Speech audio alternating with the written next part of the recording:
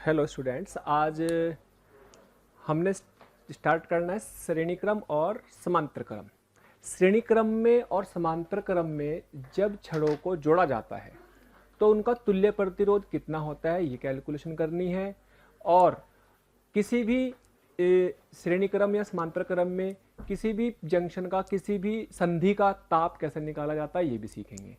जैसे कि हमने पिछली क्लास में पढ़ा था कि भाई अपने जो ऊष्मा स्थानांतरण की दर है, वो श्रेणी क्रम में नियत रहती है, कांस्टेंट रहती है, वो नहीं बदलती। समांतर क्रम में ऊष्मा स्थानांतरण की दर डिवाइड हो जाती है, वो दो हिस्सों में टूट जाती है। तो अगर समांतर क्रम और श्रेणी क्रम में हमें प्रतिरोध निकालने हैं, ऊष्मीय प्रतिरोध निकालने हैं, तो उनको कैसे निकाला जाता है वो हमें आज सीखना है। तो आज हम श्रेणी क्रम और समांतर क्रम में श्रेणी क्रम तथा समांतर क्रम में तुल्य प्रतिरोध निकालना, तुल्य ऊष्मीय प्रतिरोध कैलकुलेट करना है। ठीक है, तो अब हमने जैसे पिछली क्लास में हमने देखा भी था कि भाई श्रेणी क्रम में ऊष्मा प्रवाह की दर dQ/dt या H जिसे हम बोल सकते हैं वो समान रहती है। तो दो छड़ ले लीजिएगा, कोई भी एक छड़ ले लीजिएगा, मान लीजिएगा ये ले ली, और दूसरी छड़ ये ले ली हमने, जिसकी लंबाई L1 K1 एरिया A1, लंबाई L2 K2 एरिया A2 ये है। यहाँ पे हाई टेम्परेचर उच्च ताप, यहाँ पे निम्न टेम्परेचर लो टेम्परेचर या निम्न ताप, और यहाँ पे भी कोई जंक्शन में, ये इसको बोलते हैं जंक्शन, इसको क्या बोलते हैं जंक्शन, और हिंदी में बोलते हैं इसको संधि। इस संधि का भी कोई ताप होगा, लेकिन श्रेणी क्रम में इधर से ऊष्मा चल करके इसमें जाते जाते जो ऊष्मा की दर होगी, धारा जो होगी ऊष्मीय धारा, वो समान होती है। तो श्रेणी क्रम में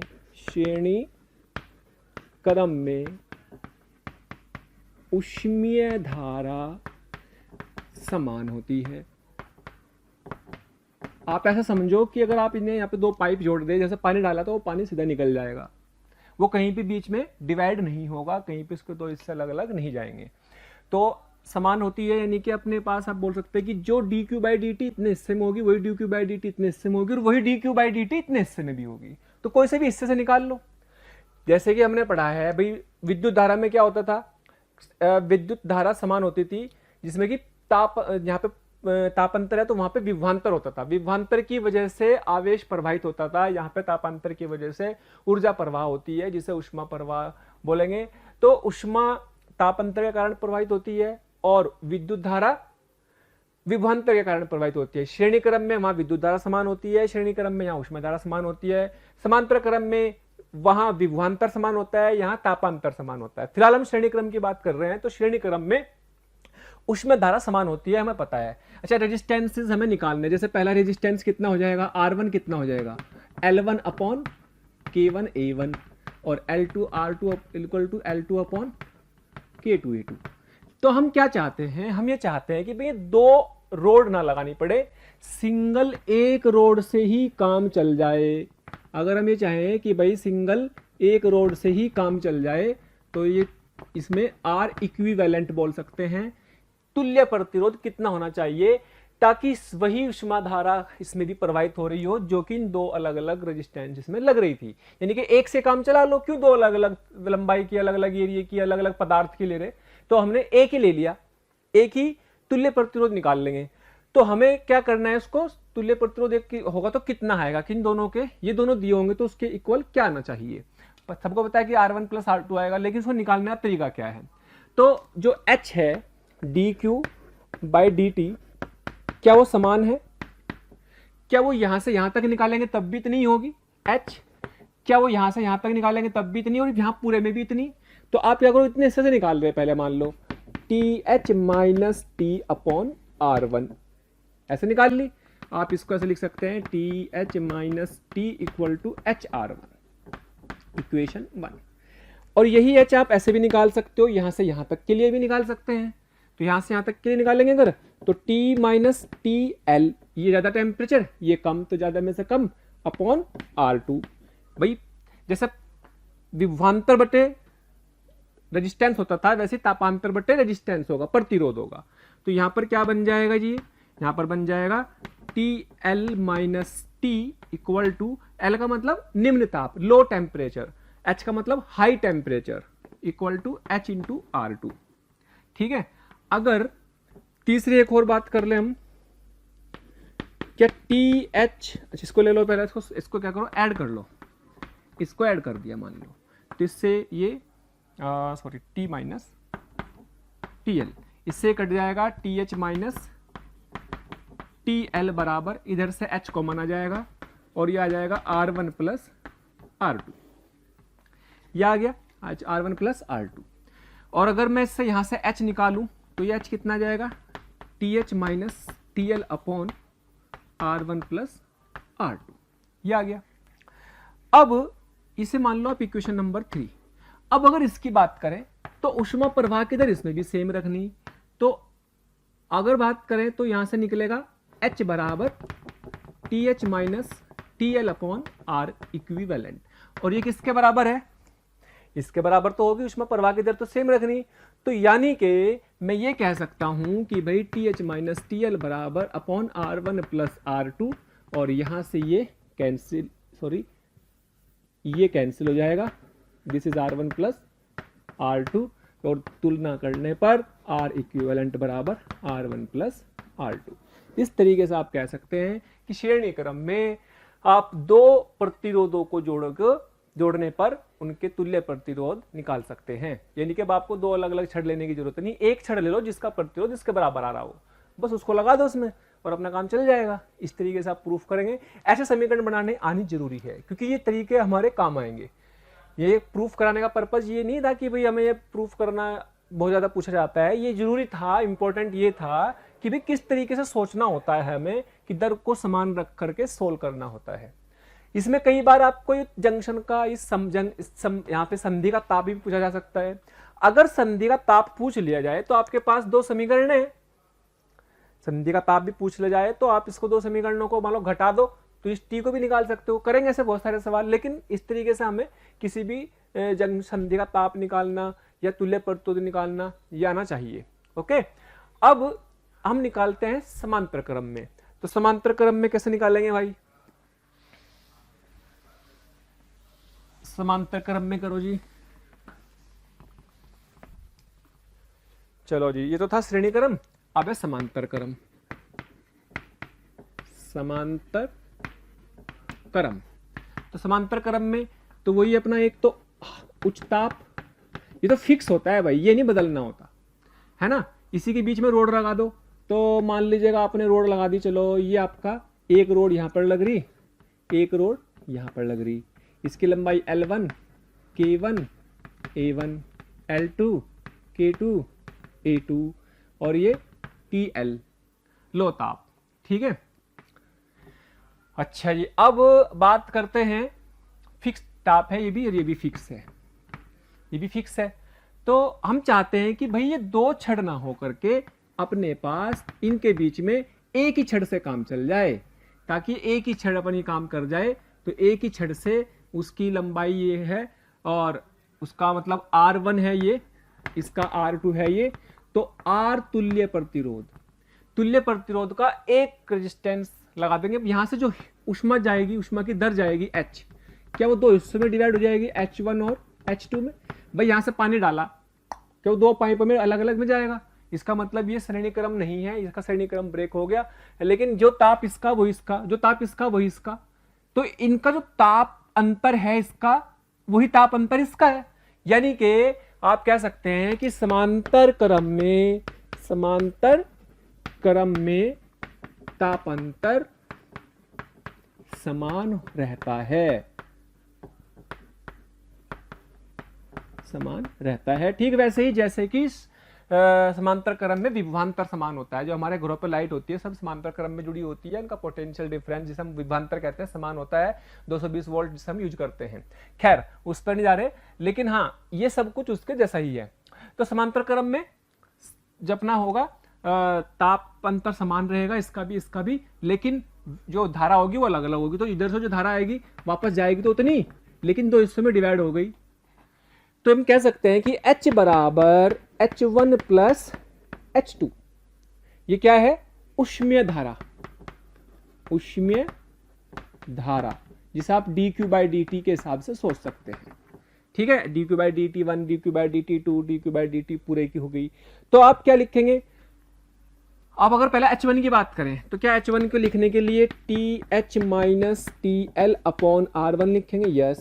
क्या इसको लिखने के लिए भी TH माइनस T1, क्योंकि तापांतर तो सेम है, तो TH minus TL upon R2। भाई H की बात करें तो H यहां से देखो, ये यहां से H जाएगी तो पूरे में H ही रहेगी। यहाँ पर तो जब एक ही छड़ा लगा दी हमने तो यहाँ पर पूरे में H जाएगी। इसका मतलब उसके हिसाब से अगर सोचे तो TH माइनस TL और उसका तुल्य प्रतिरोध लगा दो ताकि उतनी ही उसमें धारा प्रवाहित हो। तो दो लगाने की जरूरत नहीं, एक से काम चल जाएगा। इसलिए तुल्य निकालने की जरूरत पड़ती है ताकि उसको जो अपना सिस्टम है उसको रिड्यूस कर सके, कम से कम एलिमेंट्स हम, कम से कम अवयवों से हम सिस्टम को बना सके, डिजाइन कर सके। तो ये तो छमाछम हो जाएगा, ये भी छमाछम हो जाएगा, तीनों उड़ गए। तो बचा क्या, 1/R इक्विवेलेंट बराबर 1/R1 प्लस 1/R2। और इसको ही आप जर्नलाइज फॉर्मेट में कर सकते हैं, 1/R इक्विवेलेंट बराबर 1/R1 plus 1/R2 plus 1/R3 plus and so on. और ये भी ध्यान रखने वाली बात है, फॉर टू रेजिस्टेंस मतलब प्रतिरोध, ऊष्मीय प्रतिरोध, ऊष्मीय प्रतिरोध के लिए जब आपके पास दो प्रतिरोध ऊष्मीय प्रतिरोध निकालते हैं R1 प्लस 1/R2 तो भी समांतर क्रम में, तो R इक्विवेलेंट या R तुल्य प्रतिरोध जो आपका आएगा R1R2 upon R1 plus R2। इस फॉर्मूले से इसको आप निकाल सकते हैं। मतलब क्या है इसका कहने का, इसका मतलब ये है कि भाई मान लीजिएगा सिंबल तो हम इसको कैसे रिप्रेजेंट करेंगे, रेजिस्टेंस से। मान लीजिएगा अपने पास एक रेजिस्टेंस ये है, मतलब एक छड़ ये है जिसका रेजिस्टेंस कितना है, मान लीजिएगा 6R है, और एक छड़ ये है जिसका प्रतिरोध कितना दे दिया, मान लीजिएगा 3R है। तो यहाँ पर उच्च ताप है, यहाँ पर निम्न ताप है। तो जाहिर सी बात है यहाँ से जो ऊष्मा जाएगी वो दो हिस्सों में डिवाइड हो जाएगी, H1 H2 में। तो आपसे बोलेगा कि R तुल्य बताओ, क्या बोलेगा, आपसे बोलेगा कि R इक्विवेलेंट या तुल्य प्रतिरोध बताओ कितना होगा। तो R तुल्य प्रतिरोध निकालने के लिए इस फॉर्मूले का लगाओ, या दो के केस में आप ये भी लगा सकते हो, this is valid only for two resistance, क्योंकि बार बार हमें इसकी जरूरत पड़ेगी, इसलिए इसको रट लेना समझदारी है। यानी कि इसको रट लेने से हमारे पास आसान कैलकुलेशन हो जाएगी। तो R तुल्य क्या हो जाएगा, 6R into 3R upon 6R plus 3R, यानी कि कितना बना, ये 6R into 3R upon 9R, R से R छमाचम 3 जा, ये 2 गया, यानी कि कितना आ गया 2R। इस तरीके से हमारे पास ये वैल्यू आ गई 2R के बराबर। तो हमें समांतर क्रम में ऐसे भी याद ये रखना है, ये बड़ा इंपॉर्टेंट फॉर्मूला होता है। तो समांतर क्रम में यानी कि कहने का मतलब ये हुआ कि अगर हमें यहां से यहां तक ऊष्मा दो छड़ों से प्रवाहित करके पहुंचा रहे थे तो उतनी ऊष्मा की दर को अब आप 6R और 3R के दो छड़ लगाने की जरूरत नहीं, बल्कि 2R की रेजिस्टेंस का एक छड़ लगा दो तो भी उतना ही काम हो जाएगा जितना पहले हो रहा था। ये मतलब होता है तुल्य प्रतिरोध को करने का। सर्किट छोटा हो जाता है, इनकी एक रोड से काम चल जाता है, सिंपल। ओके, तो ये है हमारा सीरीज, श्रेणी क्रम और समांतर क्रम। इनके फॉर्मूले प्रूफ करें। अब इन पे कुछ प्रॉब्लम देखनी है, बड़ा इंपॉर्टेंट होते हैं इनके क्वेश्चन, और आते हैं खूब भर भर के आते हैं, तो बहुत अच्छे समझेंगे। प्रॉब्लम ही प्रॉब्लम करनी है अब इसमें अच्छे समझने के लिए।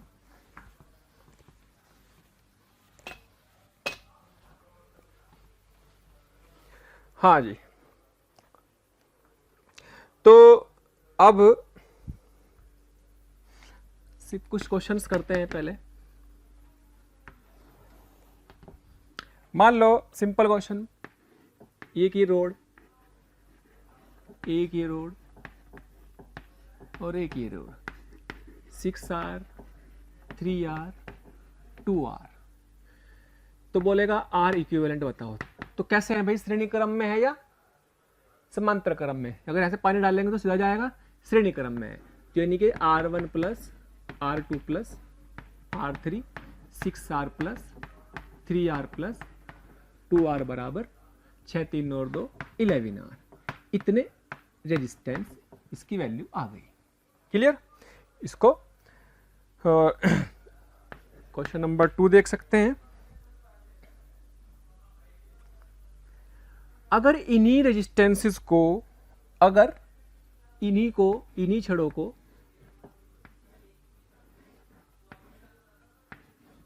हमने क्या कर दिया, समांतर क्रम में जोड़ दिया, समांतर क्रम में जोड़ दिया, तो ये 6R 3R 2R, तो क्या समांतर क्रम में आ गई? आप इसको ऐसे भी लिख सकते हो भाई, ये लो, ऐसे भी लिख सकते हो, ये एक ही बात है, ऐसे लिखना, ऐसे लिखना, ऐसे लिखना कि ये इतना इतना ऊष्मीय प्रतिरोध है। इसी को हम ऐसे भी लिख सकते हैं कि भाई हमारे पास ये आपका 6R का रेजिस्टेंस आ गया, ये हमारे पास आ गया 3R और ये आ गया 2R का, तो ये 2R रेजिस्टेंस और यहाँ पर ये तीनों समांतर क्रम में है। तो ये जो ऊष्मीय प्रतिरोध है, तो ऊष्मीय प्रतिरोध को तीनों की जगह एक से काम चलाना, एक से काम चलाना है तो तुल्य प्रतिरोध निकालना बड़ा सिंपल है। R इक्विवेलेंट बराबर, जब 3 हो तो आपको यही फॉर्मूला लगाना, 1/6R 1/3R plus 1/2R।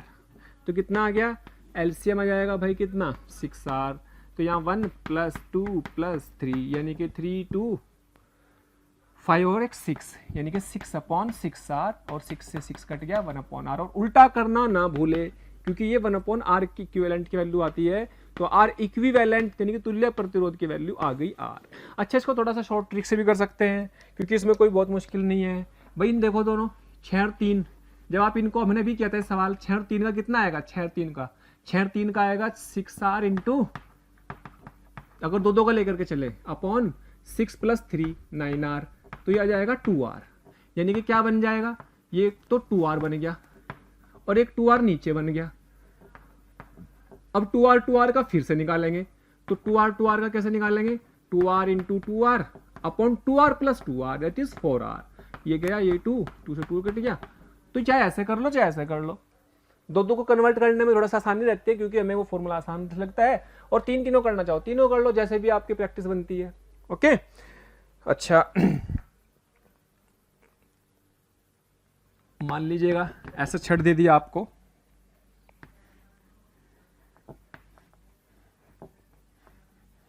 Six are ये 3 छड़ दे दी, और आपको एक रोड यहाँ पे भी लगा दी 6R की, और एक छड़ यहाँ लगा दी, एक छड़ यहाँ लगा दी, और ये आपके पास ये भी 6R दे दी, ये भी 6R दे दी, और आपको बिंदु A और B के बीच में, A और B के बीच में तुल्य प्रतिरोध निकालना है कि A और B के बीच में बस एक ही छड़ से काम चल जाए। अलग अलग बिंदुओं के बीच में प्रतिरोध अलग अलग हो सकता है, अलग अलग बिंदुओं के बीच में प्रतिरोध अलग अलग हो सकता है। तो इसमें कितना आएगा भाई, देखो यहां से अगर ऊष्मा चली तो क्या वो यहां से ऊष्मा इन तीनों हिस्सों में डिवाइड होगी, लेकिन क्या तीनों एक ही बिंदु है, ये तीनों भी एक ही बिंदु है, ये तीनों तो समांतर क्रम में दिखेंगे, और तो ये दोनों भी समांतर में होंगे, लेकिन यहाँ पर भी ऊष्मा अलग होगी, यहाँ पर भी ऊष्मा अलग होगी, यहाँ पर भी अलग, यहाँ पर भी अलग। तो कहने का मतलब है कि पहले आपको क्या दिख रहा है कि ये तीनों समांतर क्रम में है, यस। क्या ये दोनों भी समांतर क्रम में है, यस। तो पहले क्या करो, इन तीनों का समांतर क्रम में तुल्य प्रतिरोध निकाल लो। तो इन तीनों का तुल्य प्रतिरोध निकालते हैं भाई। मान लो 1/R1 equivalent 1/6R plus 1/6R plus 1/6R कितना आ जाएगा, 3/6R यानी कि 1/2R। तो R1 इक्विवेलेंट, इसको हमने R1 इक्विवेलेंट नाम दे दिया, R1 that is what 2R, वो क्या हो गया 2R। अच्छा ये क्या है भाई, इसको मान लो R2 इक्विवेलेंट, ये कितना आएगा, तो 6R और 6R का कितना, 6R into 6R plus 6 plus 6 12R, 6 दूनी 12 यानी कि 3R। ठीक है, तो अगर सर्किट को बनाया जाए दोबारा से, भाई यहाँ पे 6 आ गया, और ये वाला इसकी जगह आ गया 2R, और उसकी जगह कितना आ गया भाई 3R। तो A और B के बीच में, यहाँ A और B के बीच में कितना आ गया, RAB कितना, 6 2 8 और 3 11 R। इस तरीके से आप तुल्य प्रतिरोध की कैलकुलेशन कर सकते हैं। ठीक है, थैंक यू सो मच प्यारे स्टूडेंट्स, हमें इतना प्यार देने के लिए। डेली हजारों स्टूडेंट्स हमारे वीडियो लेक्चर देख करके लाभान्वित हो रहे हैं। हमारी आपसे रिक्वेस्ट है कि आप हमारे डिस्क्रिप्शन बॉक्स में जा करके हमारे लिंक को क्लिक करें, अपना एनरोलमेंट सुनिश्चित करें। जो स्टूडेंट्स डाउट सॉल्विंग और स्टडी मटेरियल के लिए भी इच्छुक हैं, वो हमारे प्रीमियम कोर्स के लिए अप्लाई करके ज्वाइन कर सकते हैं। ओके, और देख सकते हैं और भी बहुत सारे एग्जाम्पल बनाए जा सकते हैं। जैसे आप मान लीजिएगा आपको छड़ ऐसे दे दी,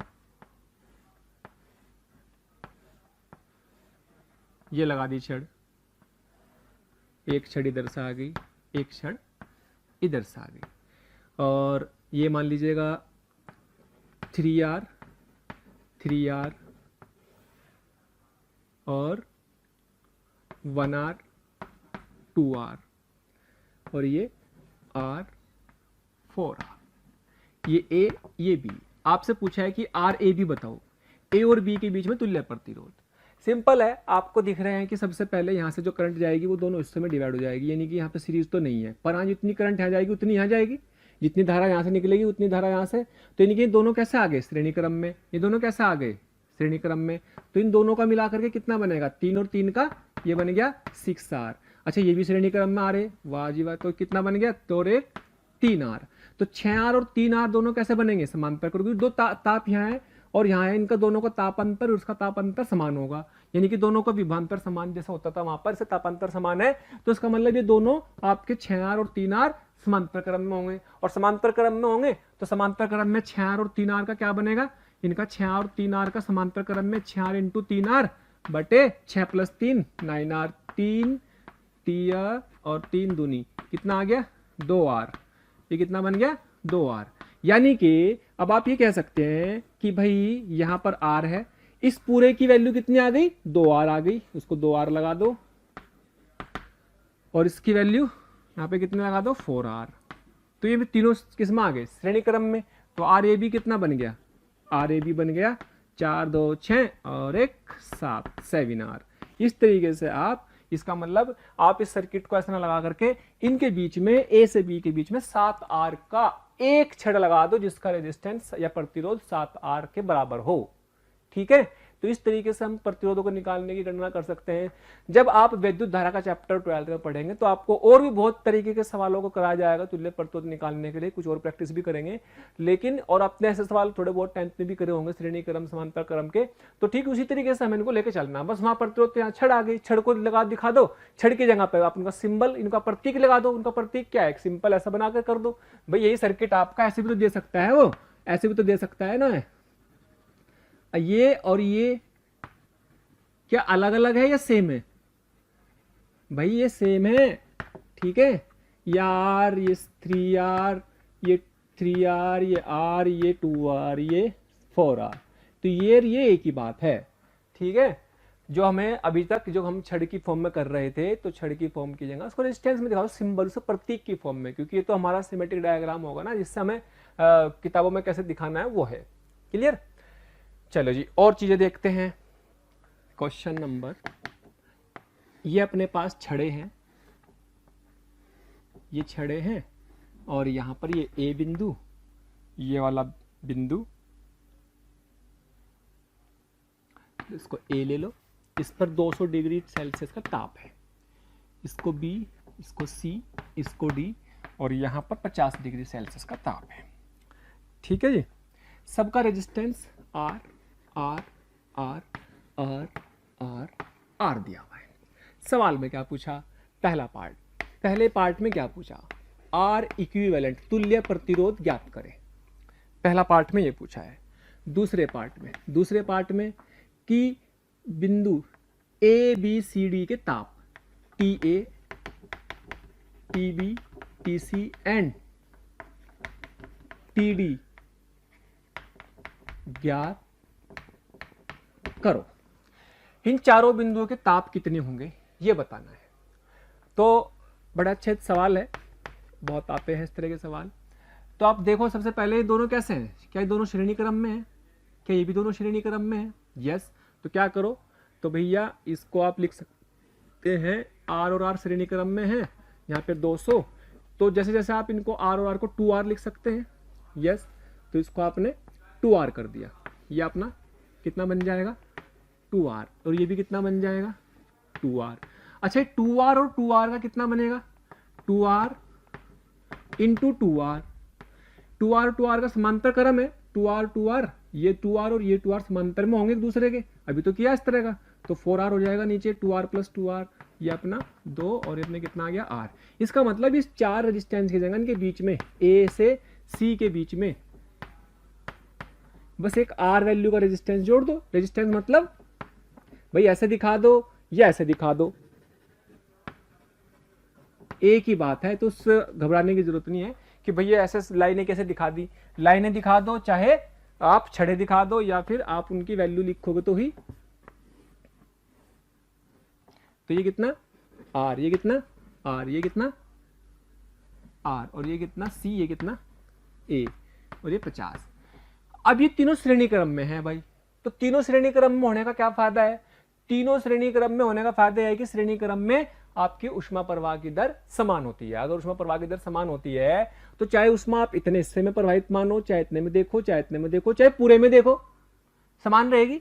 उससे फायदा होगा कि इसका जो ताप है TA, इसका जो ताप है TC, क्योंकि ताप तो अलग अलग होंगे, श्रेणी क्रम में ताप अंतर है अलग अलग होता है, तो इसे ताप अलग अलग है लेकिन ऊष्मा प्रवाह की दर समान है। तो ऊष्मा प्रवाह की दर that is called dQ/dt, H वो समान होगी। तो क्या होगी 200 माइनस TA भी लिख सकते हैं upon this resistance, this minus this upon भी कर सकते हैं, दिस माइनस दिस अपॉन भी कर सकते हैं, यानी कि 200 माइनस TA बटे कितना R, और क्या हम दिस ये TA माइनस TC बटे R भी कर सकते हैं, TC माइनस 50 भी है, 200 माइनस 50 बटे यहाँ तक का प्रतिरोध, ऐसा कर लो ज्यादा अच्छा रहेगा, 200 माइनस 50 यहाँ तक का तापांतर बटे यहाँ तक का रेजिस्टेंस प्रतिरोध कितना R plus R that is 3R, R से R छम्मा छम्मा, इससे क्या होगा TA निकल जाएगा।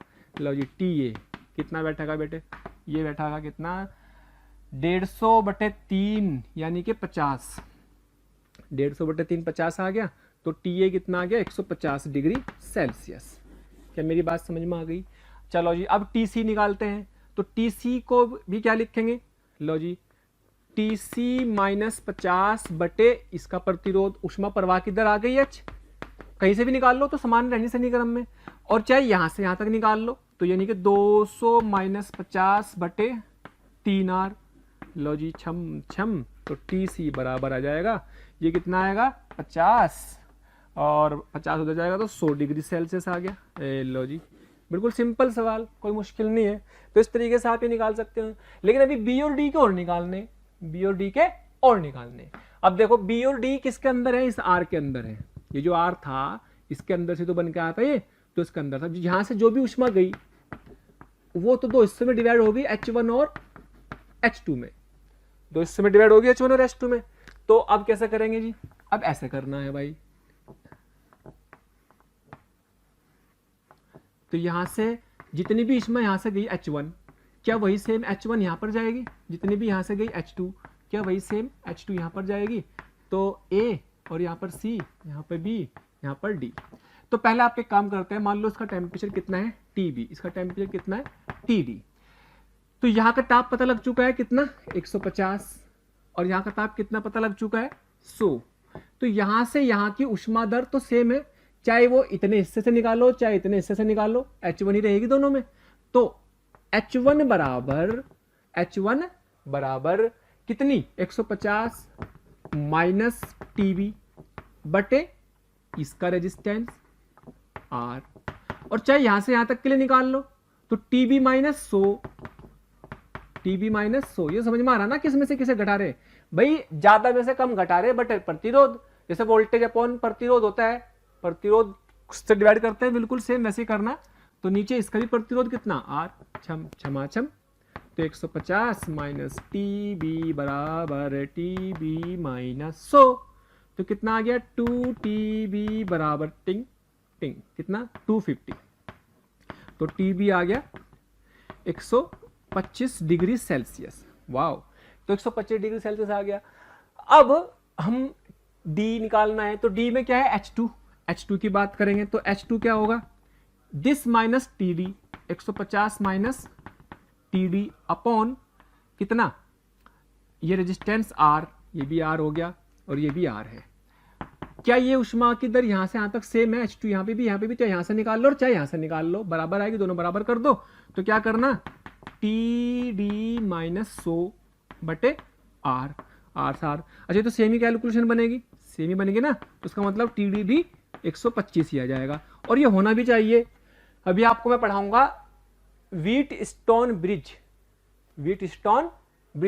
WSB। व्हीटस्टोन ब्रिज में क्या होता है, अगर आमने सामने के प्रतिरोधों का मल्टीप्लीकेशन बराबर हो, जैसे यहां पर R into R R square, R into R square, अगर आमने सामने के प्रतिरोधों का गुणनफल समान हो तो ये दोनों ताप समान होते हैं, इसे कहते हैं व्हीटस्टोन ब्रिज। अभी समझेंगे इसको, व्हीटस्टोन ब्रिज को अलग से पढ़ेंगे, उसकी टेंशन लेने की जरूरत नहीं। फिलहाल तो ये समझ में आया कि नहीं आया, ये सोचना है। तो ये समझ में आ गया, यानी कि हम किसी भी संधि का, किसी भी जंक्शन का ताप निकालने में कामयाब हो चुके हैं। इसका मतलब अब हमारे लिए इस तरह के बहुत सारे सवाल अगर आएंगे तो हम आसानी से कर पाएंगे। तो किसी भी जंक्शन का ताप निकालना का तो तरीका है, वो इस तरीके से सोचना है कि भाई ऊष्मा प्रवाह की दर श्रेणी क्रम है तो समान रख दो, और अगर वो श्रेणी क्रम नहीं है तो फिर उसको आपको ताप अंतर के हिसाब से लेके चलना है। ओके, चलो जी,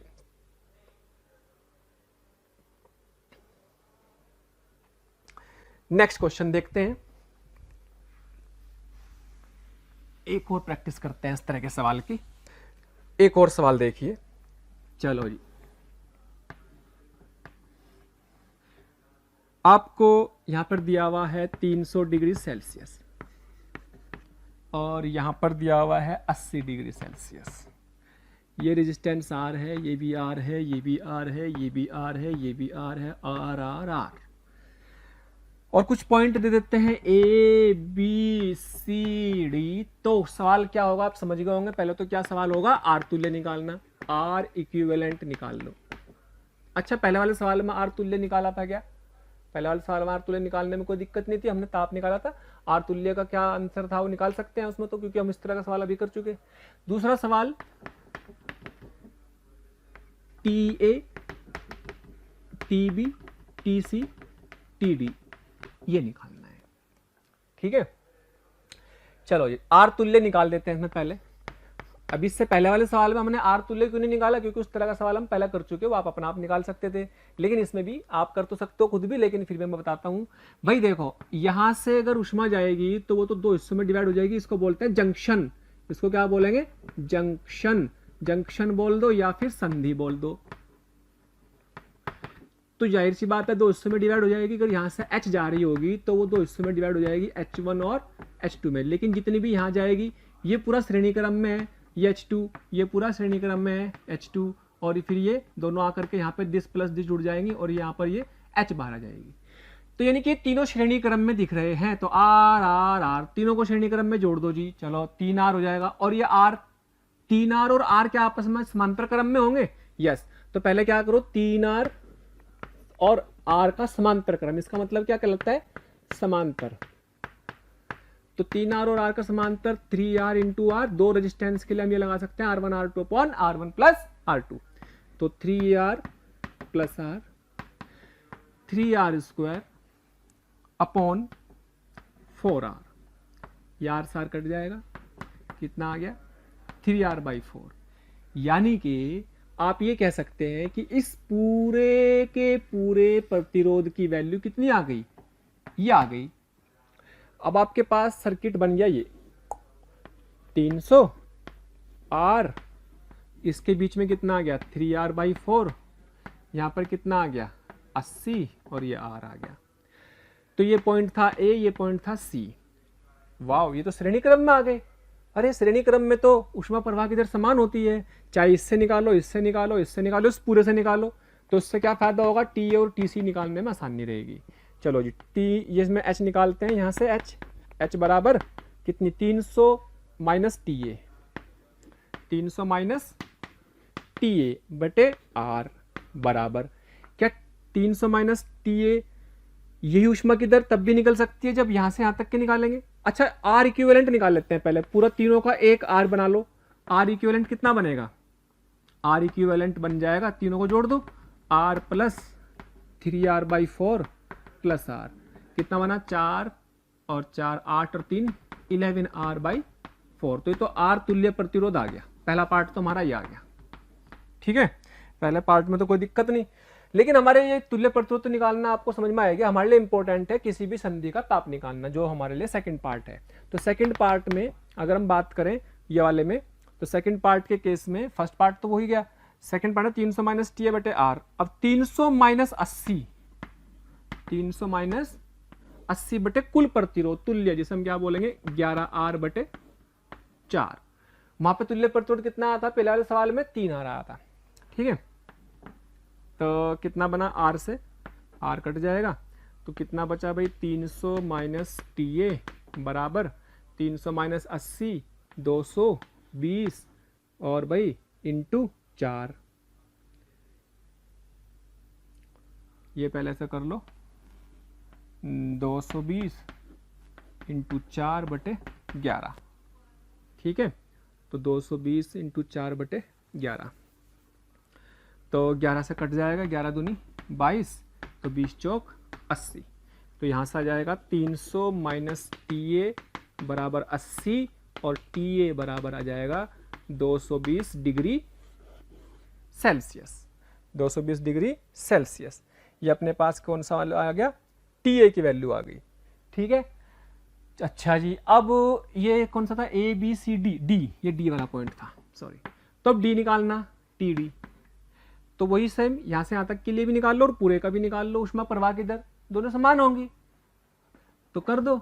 तो H बराबर TD माइनस 80 बटे R, और पूरे के लिए निकाल लेंगे तो तुल्य प्रतिरोध आएगा 300 माइनस 80 बटे कितना 11R बटे 4, और ये सॉल्व करके कितना आता अभी, ये 80 आ जाएगा बेटे, ये 80 आ जाएगा, R से R कट जाएगा, TD बराबर 80 प्लस 80 बराबर 160 डिग्री सेल्सियस। अच्छा, ये तो हमारे पास आ गई है वैल्यूज TA और TD की, लेकिन हमें तो B और C भी निकालने, B और C भी निकालने। 3R बटे 4 के अंदर है ये सब, तो उसका मतलब उसको खोल लो पहले वहां तक सर्किट को। चलो जी, खोल लिया। अब बहुत ध्यान से देखो, अब बहुत, इसका ताप हमें पता लग चुका है कितना 220, क्या इसका पता लग चुका है 160, क्या इसका तो पहले से ही पता है 300, और इसका भी पहले से ही पता है 80। लेकिन हमें इतना पता है कि ये तीनों श्रेणी क्रम में है, इसे हमने क्या नाम दिया था H2। तो TB इसका ताप हो गया और TC इसका ताप हो गया।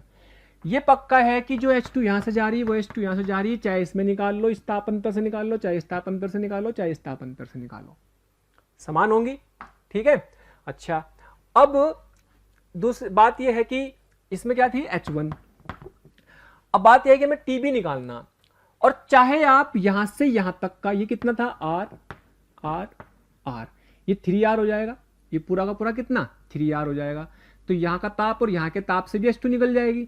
तो H2 निकालने के कई तरीके हैं, 220 माइनस 160 और पूरा प्रतिरोध ले लो, 220 माइनस 160 और यहां से यहां तक का प्रतिरोध कितना R plus R plus R 3R, तब भी निकल जाएगा। या 220 माइनस TB बटे यहां तक का प्रतिरोध, 220 माइनस TB बटे R, ठीक है, या TB माइनस TC बटे R, लेकिन इसमें दो अज्ञात राशि आ जाएंगी, तो इसमें या फिर TC माइनस, ये भी कर सकते हैं आप, TC माइनस 160 बटे R, तो एक ही बात है। तो पहले तो काम करो, इन दोनों को हेल्प से TB निकालो, फिर इसकी और इसकी हेल्प से TC निकाल लेंगे। छम छमाछम, कितना आ गया भाई, आ गया आपके पास 0, 12 में से 6 गए 6 और ये 60 आ गया, 0, 12 में से 6 गए 6 और नीचे आ गया 3, और ये 220 माइनस TB, 3 दूनी 6, 20 आ गया। तो TB की वैल्यू कितनी आ गई, ये आ गया आपके पास 200 डिग्री सेल्सियस, ये आ गई 200। अब इससे निकाल लो भाई, ये कर लो, ये कितना 220 माइनस 160 बाई 3R बराबर TC माइनस 160 बाई R। छम छम। तो बड़ा सिंपल सा तरीका, ये बार बार यूज होगा आपके पास। 60/3 TC माइनस 160 हो गया कितना 20। तो TC बराबर 20 प्लस 160 और TC बराबर 180 डिग्री सेल्सियस। बहुत सिंपल, कुछ नहीं है। अरे सिर्फ आपको, अच्छा इसमें मैं और बोल सकता हूं भाई, इसमें कितनी ऊष्मा की दर थी, इसमें ऊष्मा की दर निकाल सकते हो एच। प्यारे बच्चों, हमें रोज कमेंट्स के माध्यम से ये रिक्वेस्ट आ रही है कि सर हमें इस टॉपिक के वीडियो लेक्चर प्रोवाइड करें या इस टॉपिक के वीडियो को समझाएं। तो मेरी आपसे रिक्वेस्ट है कि आप हमारे चैनल पर जाकर के सब्सक्राइब करें और बेल आइकन को हिट करें, ताकि जो भी वीडियो लेक्चर हमने डाले हुए हैं उसके नोटिफिकेशन आपसे मिस ना हो। मैं ऐसा इसलिए कह रहा हूं क्योंकि हमने ज़्यादातर वीडियो लेक्चर को ऑलरेडी अपने चैनल पर डाला हुआ है। तो जिस लेक्चर की आप डिमांड कर रहे हैं वो लेक्चर आपको पॉसिबली वहां पर मिल जाएंगे। ये एच निकाल सकते थे ना यहाँ पे 80, ये क्या थी, ये एच तो थी। एच पूछ ले अगर कितनी ऊष्मा दर थी टोटल, तो कुल एच तो ये थी। बोले कि बताओ H1 कितनी है। एक और पार्ट जोड़ देता हूं, मैं बोलता हूं H1 बताओ कितनी। अरे कोई से भी तरीके से निकाल लो H1 तो भाई, लो यहां से निकाल लो, इसमें ये वाले ले लो। 220 माइनस 160 बटे R, 220 माइनस 160 बटे R कितनी आ गई। अच्छा नीचे क्या बच रहा, ये वाली तो नीचे R भी आ रहा था ना, हाँ नीचे R भी आ जाएगा, कोई नहीं। तो अगर मैं H की बात करूं तो H तो कितनी आई थी, ये पूरी सोल्व करके आई थी ना, ये कितनी आई थी 80 बटे R। H की वैल्यू तो ये बन रही थी सही मायने में, तो है कि नहीं। और अगर H1 की बात करें तो कितना आ गया 0, 12 में से 6 गए 6 बटे R, 60 बटे R तो कितनी हो गई H1। अगर H2 पूछ ली जाए तो कोई सी भी समीकरण में रख दो H2 की। अरे कोई सी भी समीकरण में रख दो, 220 माइनस 3R कर दो, चाहे इसमें रख दो चाहे इसमें रख दो, ये H2 थे सब। अब जो भी आपको समझ में आए, मान लो मैं रख रहा हूं यहाँ पे, मान लो मैं यहाँ पे रख रहा हूँ 220 माइनस 160 बटे 3R, तो कितना आ गई 60 बटे 3R, यानी कि H2 कितनी आ गई, H2 आ गई 20 बटे R। ये पूछी नहीं थी सवाल में, लेकिन अगर किसी भी ब्रांच में धारा निकालनी हो, किसी भी शाखा में धारा निकालनी हो, तो क्या आप धारा निकालने में कामयाब है। जिस तरह से वहां पर हम विद्युत धारा निकालते थे, किसी भी इसकी उसमें धारा निकाल सकते हैं यहाँ पर। वहां पर हम किसी भी प्रतिरोध के जो है CO पर विभवांतर निकालते थे, यहाँ पर तापांतर निकाल सकते हैं। अगर बोले कि बताओ V ये TBC कितना है, तो T का पता लग गया, ताप C का पता लगा, दोनों का अंतर निकाल दो, तापांतर पता लग जाएगा। बोलो, तो तापांतर निकालना हो, धारा निकालनी हो, कोई भी इसको करने का सबसे बड़ा तरीका यह है कि आप इन 2-3 सवालों को बहुत अच्छे से प्रैक्टिस करें और आपको सारे सवाल हो जाएंगे, कोई भी सवाल रुकने वाला नहीं है। ओके, हाँ जी, आगे बढ़ते हैं। आगे बढ़ते हुए प्रैक्टिस के सवालों को और देखते हैं।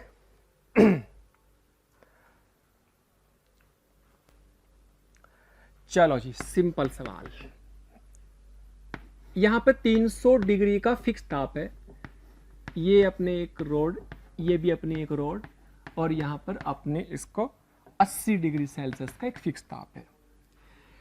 इसकी चालकता के एरिया A लेंथ L, इसकी चालकता के एरिया 2A लेंथ भी L, इसकी चालकता के एरिया A/2 लेंथ 2L। ठीक है, तो आपसे पूछा है, इसको मैं देता हूं A, इसको नाम देता हूं B, तो आपसे पूछा है TA TB ज्ञात करो। तुल्य प्रतिरोध भी पूछ सकता है, तुल्य प्रतिरोध पूछ लेने में कोई बुराई नहीं है, लेकिन तुल्य प्रतिरोध चलो एक और पार्ट कर देते हैं इसमें ऐड। ये आपका पहला पार्ट मान लो, पहला पार्ट आप मान लो R इक्विवेलेंट, तुल्य प्रतिरोध निकालना, और दूसरा पार्ट आपको निकालना TA TB, A और B के जंक्शन का ताप। तो उसमें कुछ नहीं है, तो जैसे इसकी बात करें तो ये R1, यहां से ये कितना बैठेगा, ये R1 मान लो, ये कितना बैठेगा R, क्या ये L/KA बैठेगा, यस। ये कितना बैठेगा भाई, क्या ये L/R2 मान लो इसको, या चलो R2 मान लो, इसको R माना, इसको R2 मान लिया, L/K × 2A। क्या इसको मैं इस वाले रेजिस्टेंस की फॉर्मेट में लिख सकता हूं, that is L/KA × 2, that is R/2। इसकी बात करें तो इसको भी अच्छे से लिख लेते हैं, R3 मान लो ये R3 है, तो भाई 12 अपॉन K इंटू A/2, 2 ऊपर पहुंच जाएगा तो 4L अपॉन KA, और ये क्या है जी, ये R है, तो यानी कि R3 कितना बन गया 4R। तो आप ये कह सकते हैं कि भाई तीन रेजिस्टेंस R और R/2 और 4R श्रेणी क्रम में है। आप ये तो कह सकते हो कि ये R, ये कितना R/2, ये 4R, क्या ये श्रेणी क्रम में है? यस। क्या ये 300 है? यस। क्या ये 80 है? यस। क्या इस पॉइंट का ताप निकालना है A, इस पॉइंट का ताप निकालना है TB, तो R पहला पार्ट में R तुल्य प्रतिरोध निकालना, तुल्य प्रतिरोध कितना बन जाएगा श्रेणी क्रम में R plus R/2 plus 4R बराबर कितना बनेगा, 2 चौका 8 और 2 10 और 1 11R/2, ठीक है 11R/2, तो तुल्य प्रतिरोध आ गया। अब इसमें R की वैल्यू भी पता है, L अपॉन KA है, तो 11L/2KA, ये आपका रेजिस्टेंस आ गया, प्रतिरोध आ गया है। क्लियर? अच्छा, अब सेकंड पार्ट में चूंकि श्रेणी क्रम में, तो जाहिर सी बात है चाहे यहां से यहां तक का दिस माइनस दिस अपॉन कुल प्रतिरोध, 300 माइनस 80 बटे कुल प्रतिरोध से ऊष्मा की धारा निकल जाएगी, ये माइनस ये अपॉन ये माइनस ये अपॉन ये माइनस ये अपॉन ये, कोई भी ले लो। चलो TA निकालना तो पहले ये और पूरा ले लेते हैं। चलो जी 300 जो H निकालनी, 300 माइनस 80 बटे 11R/2 बराबर यहां से यहां तक का ले लो, 300 माइनस TA बटे R छम कितना बचा भाई, कितना बचा, 300 माइनस 80 220 गुना 2 बटे 11 बराबर यहां से कितना बचा, 300 माइनस TA, 11 दूनी 22, 20 दूनी 40, तो यहां से आ गया कितना 40 बराबर 300 माइनस TA, और भाई साहब TA की वैल्यू आ गई 300 और 40 माइनस कर देंगे, 300 माइनस 40 बराबर 260 डिग्री सेल्सियस। यस, तो A का ताप आया जी। अब बात करते हैं D के ताप की, B का ताप निकालना, तो B का ताप के निकालने के लिए भी वही करेंगे, 300 माइनस 80 बटे 11R/2 बराबर, हाँ जी TB से 80 से भी निकाल सकते हैं, TB माइनस 80/4, तो TB माइनस 80 बटे 4R क्षमा ओके। चलो जी ये कितना आ गया, ये आ गया हमारे पास 220 गुना 2 बटे 11 TB माइनस 80 बटे 4, 11 दूनी 22, तो TB माइनस 80 बराबर 40 और TB बराबर 8 और 4 12, यस आ गया, 11 दूनी 22, 20 दूनी 40, और भाई ये आपका बन गया 120, ये कितना बना,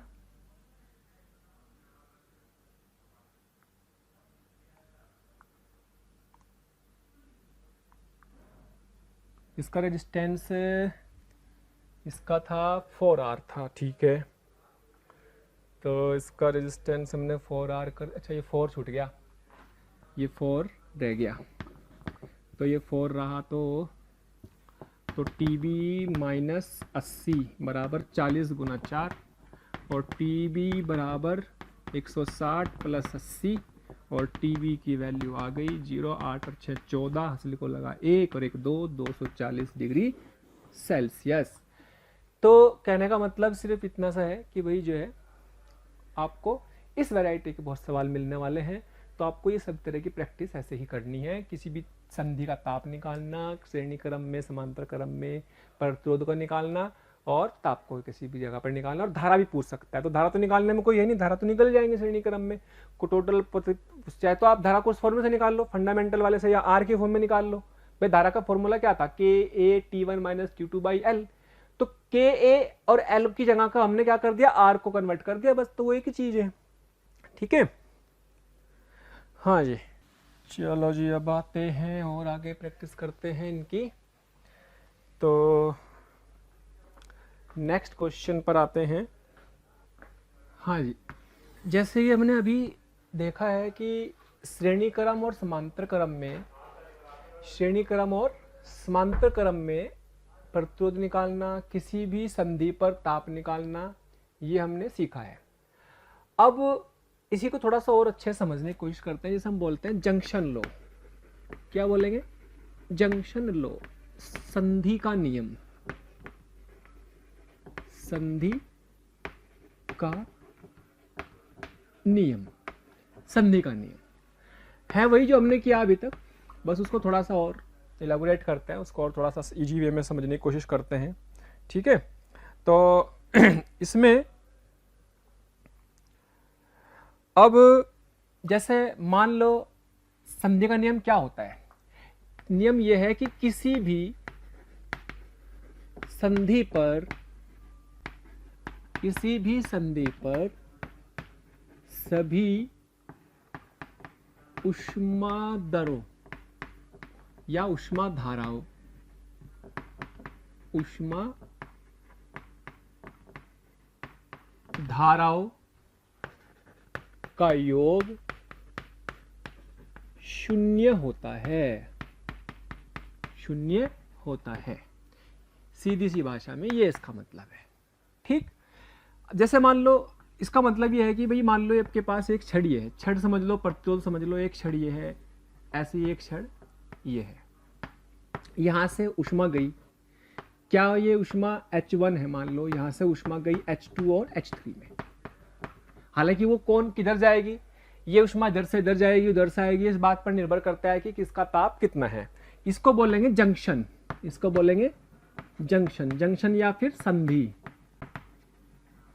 तो अगर बोले संधि का ताप बताओ, जबकि आपको बाकी के ताप पता है, ये भी पता है, ये पता है, ये बताओ, जंक्शन का ताप बताओ, तो आप क्या लिखते हो? आप लिखते हो ऐसे H1 बराबर, कि यहां से पानी गया, दो पाइपों में डिवाइड हो गया, यानी कि श्रेणी क्रम तो है ही नहीं ना, समांतर क्रम है, तो यहाँ पे तो आपको डिवाइड होगा, तो आप लिख सकते हो कि H1 बराबर H2 प्लस H3। इस H1 को ये भी लिख सकते हैं dQ/dt1, dQ2/dt, इसको लिखते हैं dQ3/dt। तो ऐसे लिख सकते हैं। ये तो हमारा कैसा नियम है? सादा, सीधा साधा नियम हमने पढ़ा कि भाई जिसे हम किरचॉफ का नियम भी कह सकते हैं, आगे आप समझेंगे किरचॉफ का धारा का नियम भी बोल सकते हैं। लेकिन फिलहाल तो आप तो सीधा सीधा से भाषा में समझे कि भाई यहां से धारा गई और दो हिस्सों में डिवाइड हो गई।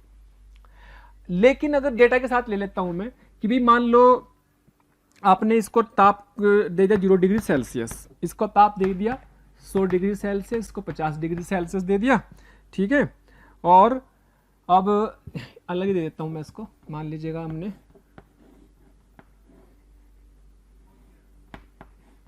और ये ले लिया, इसका रेजिस्टेंस R, इसका 2R, इसका भी 2R, इसका ताप 100 दे दिया, इसका 50 दे दिया, इसका 0 दे दिया। अब यहाँ पे देख के आपको लग रहा है कि भाई यहाँ से ऊष्मा ज़्यादा ताप से चलेगी और कम ताप की तरफ जाएगी। मान लो हमने फिलहाल ऐसा सोच लिया कि इधर से आई ऊष्मा, हमने ऐसा सोच लिया कि ऊष्मा इधर से आ गई, H1 ये है मान लो। अब इसका ताप पता नहीं क्या होगा, T होगा। अगर ये ताप 50 से ज्यादा है तो इधर भी जाएगी ऊष्मा, कम है तो उधर से आएगी। फिलहाल मैंने मान लिया कि ऊष्मा इधर से आई और या उधर से आई ऊष्मा, इसमें इधर भी चली गई और इधर भी चली गई, दो हिस्सों में डिवाइड होगी। पानी उधर से आया, इस पाइप में गया, इस पाइप में गया। मुझे नहीं पता कि पाइप जो ऊष्मा जाएगी वो किस तरफ जाएगी, लेकिन इसके हिसाब से अगर मैंने ऐसे मान लिया इसको, तो इसके हिसाब से तो आप क्या लिखोगे कि ये वाली आई धारा इधर भी गई, इधर भी गई, दो पाइपों में डिवाइड हो गई। यानी कि H1 बराबर H2 प्लस H3, इसमें H2 ले लो, इसमें H3 ले लो, ऐसा मान लो, एक ही बात है। ठीक है, मैं अपने डेटा से समझा रहा हूं इस चीज को। तो H1 को क्या लिखेंगे आप? H1 को लिखेंगे 100 माइनस T बटे 2R, और H2 को क्या लिखेंगे? यहां से यहां तक जा रही है अगर, तो T माइनस 0 बटे R। H3 को क्या लिखेंगे? T माइनस 50 बटे 2R। तो सोल्व करके T आ जाएगा। ठीक है, सोल्व करके T आ जाएगा, आप निकाल सकते हो सब। लेकिन मैं इसको थोड़ा सा मॉडिफाई कर रहा हूं कि भाई देखो, अगर मैं इस में से माइनस कॉमन ले लूं तो T माइनस हो जाएगा, और माइनस हो जाएगा तो उधर चला जाएगा। यानी कि मैं लिख सकता हूं T माइनस 0 बटे R, और t माइनस 50/2r, और अगर इसको इधर ले जाऊं तो ये बनेगा प्लस का t माइनस 100/2r। क्या इसमें किसी को कोई दिक्कत? भाई अगर t माइनस करूंगा तो माइनस का हो जाएगा, उधर आकर प्लस का हो जाएगा। तो बहुत ध्यान से देखो, t minus t minus t minus का मतलब क्या हुआ? इसका मतलब मैंने ये मान लिया कि सबसे बड़ा ताप ये है, तभी तो t में से माइनस कर रहा हूं सबको, है ना। तो हालांकि ये जो भी दिशा होगी अपना आप आ जाएगी, ताप इसका आने के बाद पता लग जाएगा कि भाई जो भी ताप आया, मान लो इसका ताप आया 80, तो 80 आने का मतलब ये वाली धारा इधर से इधर आ रही होगी। 80 आया तो 80 में से इसमें से जाएगी तो इधर भी जाएगी और इधर भी जाएगी।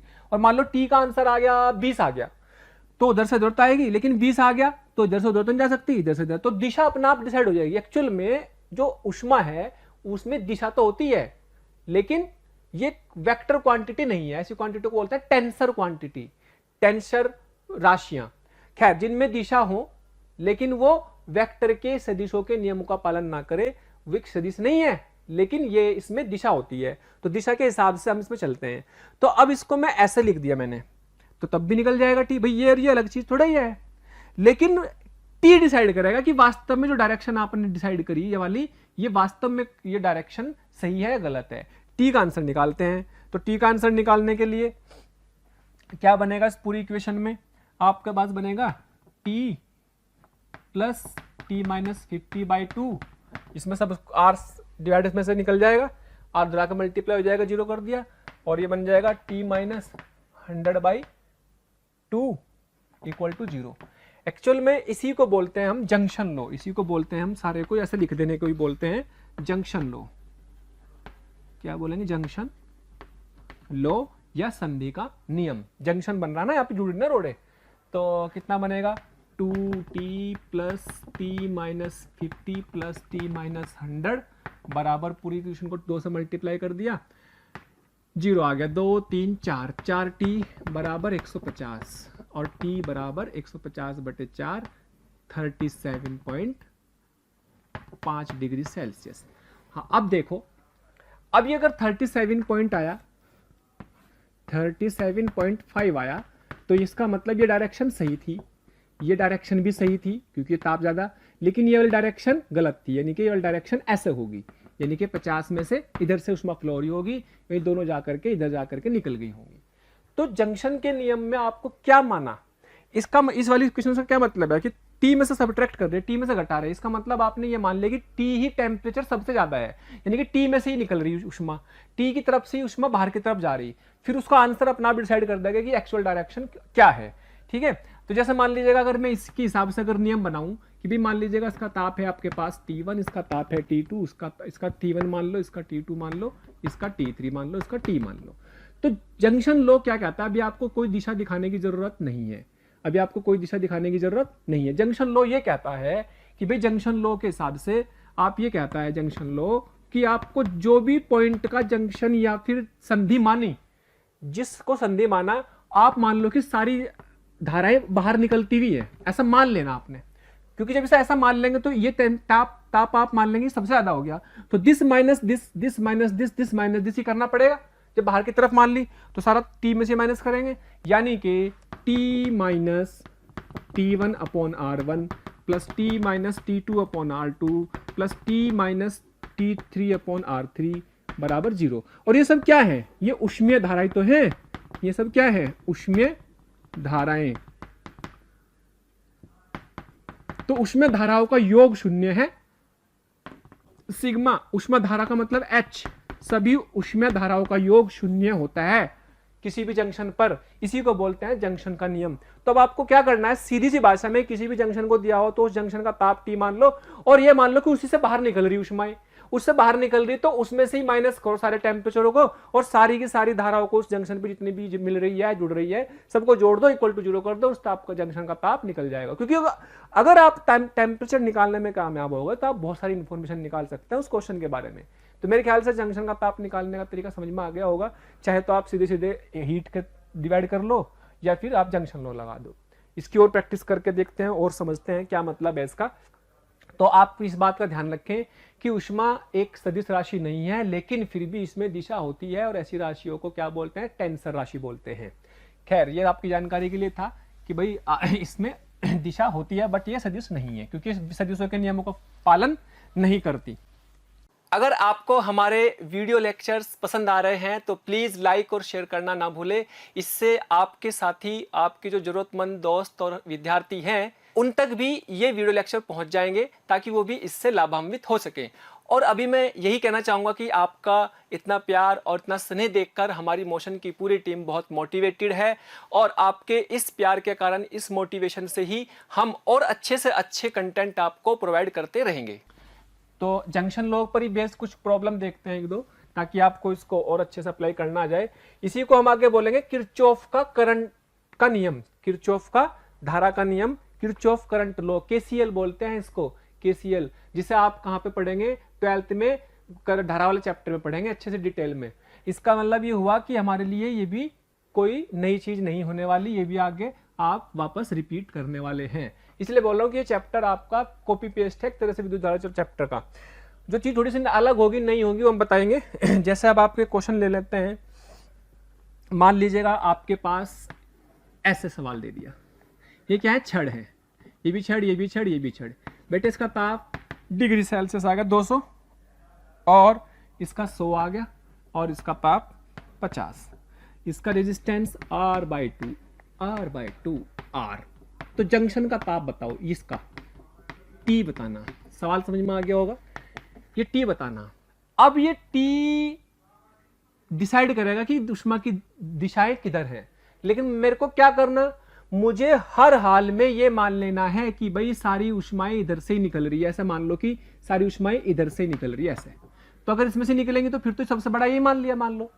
तो T minus this, T minus this, T minus this, ये वाले कंसेप्ट लगाएंगे और सारी ऊष्माओं का दर, तो जंक्शन लॉ के अकॉर्डिंग T माइनस 200 बटे R/2 प्लस ये वाली धारा आ गई T माइनस 100 बटे R/2। अब आप ये सोचोगे सर इसमें से सारे माइनस कर रहे, यही तो नियम है कि आपको इसी को ज्यादा मान लेना और इसमें से माइनस करने, प्लस T माइनस 50 बटे R बराबर 0। सारी ऊष्मा धाराओं का योग 0 होता है किसी भी जंक्शन पर, यही तो नियम हमने पढ़ा अभी, मैंने प्रूफ करके भी दिखाया कि किस तरीके से वो आपकी इक्वेशन सेम ही बनती है, चाहे आप कैसे भी कर लो। तो आप क्या करो, पूरी इक्वेशन में R से मल्टीप्लाई कर दो, R तो उड़ जाएगा तो कितना बचेगा, 2T माइनस 400, ये कितना बचेगा भाई, ये भी कितना बचेगा, 2T minus 200 plus T minus 50 बराबर 0। 2 4 5 5T बराबर 4 2 6 600 और 650, ये लो जी T बराबर कितना आ गया, 130 डिग्री सेल्सियस आ गया। 130 डिग्री सेल्सियस का मतलब, अब ये 130 डिग्री सेल्सियस क्या बताएगा, ये बताएगा एक्चुअल में डायरेक्शन। तो ये 130 आया, ये 100 200, तो किधर से ऊष्मा जा रही होगी, जाहिर सी बात है इसकी ऊष्मा इधर से चली, और ये ज्यादा तो उधर गई होगी, इधर गई होगी। ये रियलिटी है, एक्चुअल डायरेक्शन, एक्चुअल दिशा ये है। लेकिन एक बार पहले वैल्यू तो निकालें, जब वैल्यू निकालेंगे तभी तो डिसाइड करेंगे भाई किधर से किधर, क्योंकि उच्च ताप से निम्न ताप की तरफ ऊष्मा धारा की दिशा होती है, ये हम पहले ही पढ़ चुके हैं, है ना। चलो एक और देख लो, बड़ा सिंपल सवाल है। मान लीजिएगा ये 300 है, ये 100 R/2 R/2, ये छड़ है जिनका प्रतिरोध दे रखा, ऊष्मीय प्रतिरोध दे रखा, और ये पॉइंट है A, ये TA बताना, इसका ताप दे रखा 50, इसका रेजिस्टेंस R। तो सिंपल देखो, अगर बहुत ध्यान से देखो तो ये दोनों रेजिस्टेंस श्रेणी क्रम में है कि नहीं है, तो ये R प्लस R/2 3R/2 हो गया। क्या ये भी श्रेणी क्रम में है, क्या ये भी 3R/2 हो गया, 3R हो गया। तो नहीं, आप ये कह सकते हो कि सवाल ऐसे बन गया जैसे पहला था, ये 50, इधर कितना 3R/2, ये कितना 100, ये कितना, ये TA, ये कितना 3R/2, ये कितना आपके पास 300, तो वैसे बन गया पहला वाला ही, अलग थोड़ी ना बना। तो सबको क्या करना, बाहर की तरफ मान लेंगे, और TA माइनस 300 बटे 3R/2 प्लस TA माइनस 100 बटे 3r/2 प्लस TA माइनस 50 बटे और उसका दे रखा था r इक्वल टू 0। पूरी इक्वेशन में r से मल्टीप्लाई करो, 2 ऊपर पहुंच जाएगा। 2TA माइनस 600, 2TA माइनस, अच्छा 3 भी नीचे, 2TA माइनस 200 बटे 3 प्लस TA माइनस 50 बराबर 0।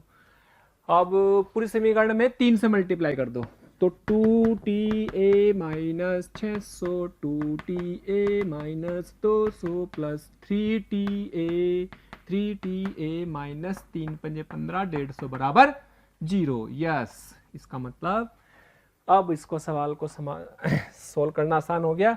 2 4 और 3 7, 7TA बराबर 6 2 8, 800, 950, लो जी 950 आया। ठीक है, तो TA बराबर आ गया 950 बटे 7 बराबर 135.7 डिग्री सेल्सियस। इस तरीके से हम जंक्शन का ताप निकाल सकते हैं और ये तरीका बड़ा हमारा सिंपल बना देता है सर्किट के सवालों को। आपको जंक्शन पहचानना है, संधि पहचाननी है। ओके, तो एक बार फिर बता दूं, जंक्शन में आपको क्या करना है कि जंक्शन से बाहर की तरफ करंट निकलती मान लो, तो यानी कि सबसे बड़ा ताप आपने ये मान लिया। अब कितना आएगा अपना आप पता लग जाएगा। ठीक है, तो फिर आप उसी में से घटाओ सारे ताप को, जितनी भी धाराएं हैं, 2 है 2, 3 है 3, 4 है 4, सबको जोड़ दो, इक्वल टू 0 कर दो और उसको निकाल लो। ये मेथड है।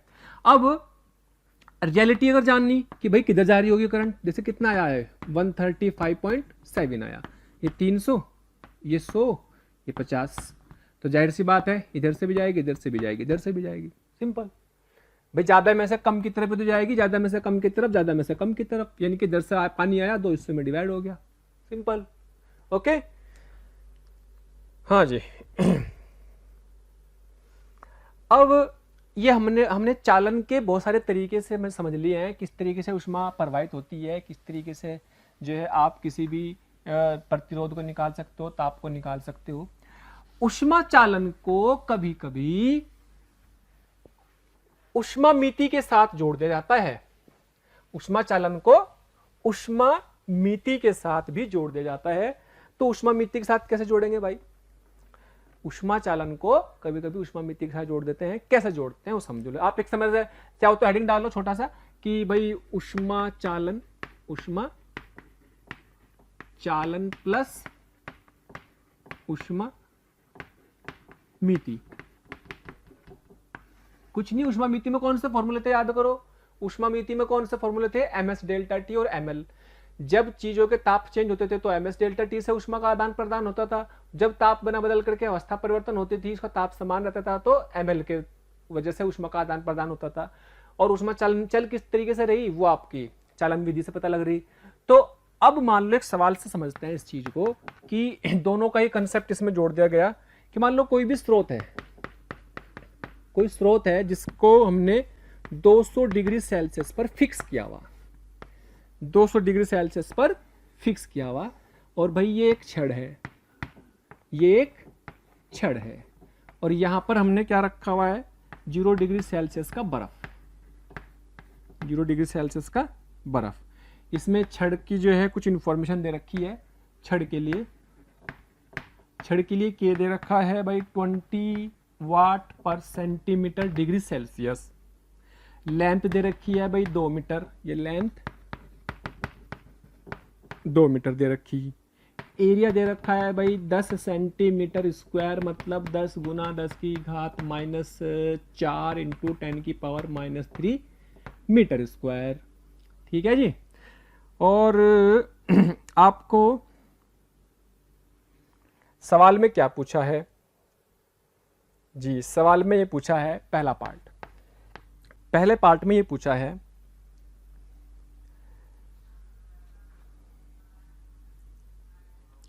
कि 1 मिनट में कितना बर्फ पिघल जाएगा। बहुत सारा बर्फ है जिसने 0 डिग्री सेंटीग्रेड मेंटेन किया हुआ है, सोर्स ने 200 डिग्री सेल्सियस मेंटेन किया हुआ है, तो यहाँ से यहाँ तक ऊष्मा जाएगी और सब कुछ साम्यावस्था में है, कुछ नहीं बोला गया तो तब तक भी साम्यावस्था रहेगी।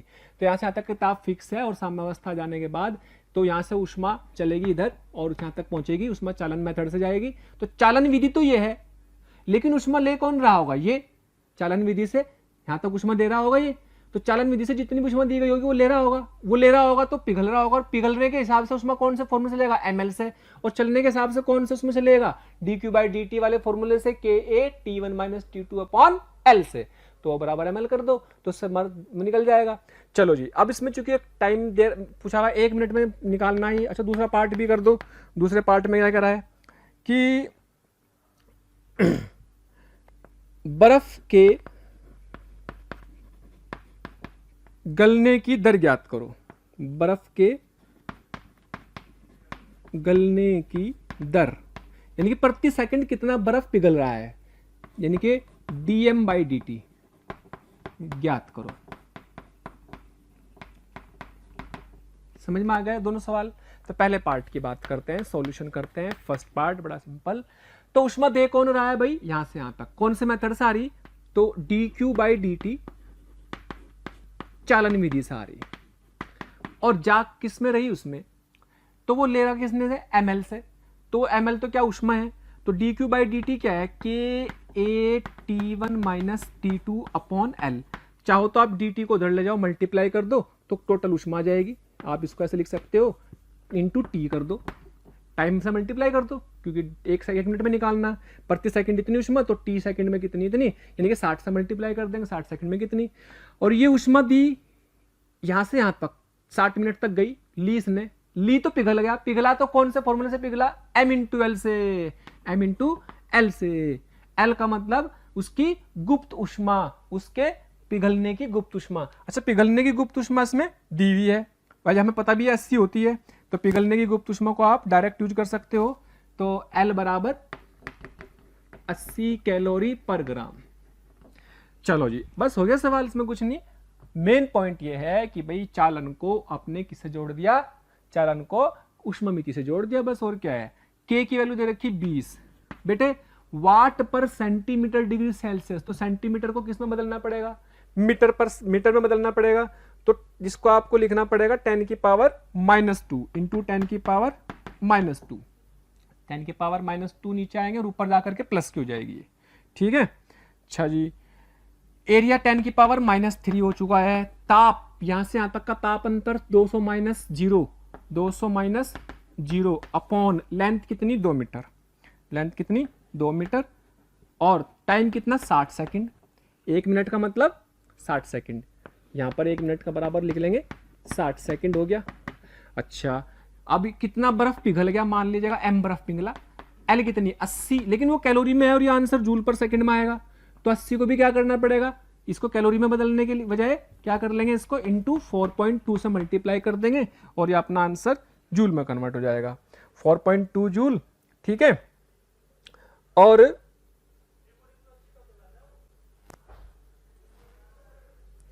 ये कैलोरी पर ग्राम में था और ये भी आपकी जूल में, और अपॉन 10 की पावर -3 कर देंगे भाई। 80 कैलोरी पर ग्राम को अगर आप इसको कन्वर्ट करेंगे ना भाई, ये आएगा 80 इंटू 4.2 अपॉन ग्राम को भी तो लिख लोगे ना 10 की पावर -3, तो ये बन जाएगी जूल पर केजी।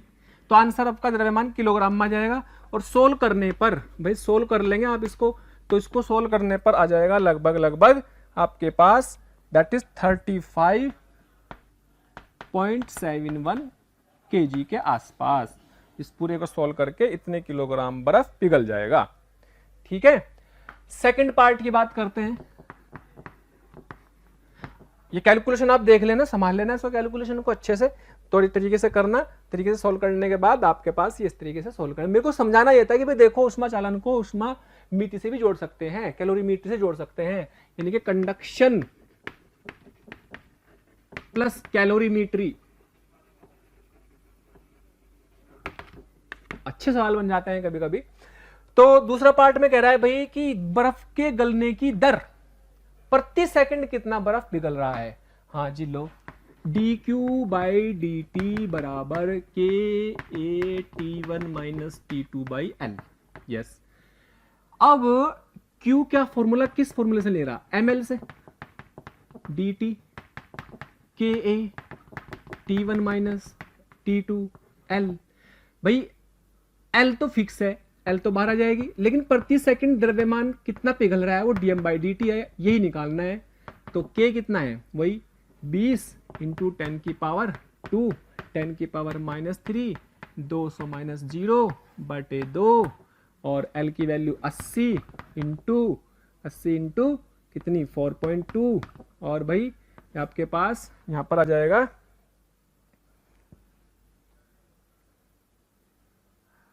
नीचे की तरफ 10 की पावर -3 और dm/dt बराबर ये 10 हो गया। तो 10 ये पूरा का पूरा उड़ जाएगा, इससे 200 बचेगा। तो dm/dt ये निकालना 200 इंटू 10 की पावर -3/80 इंटू 4.2।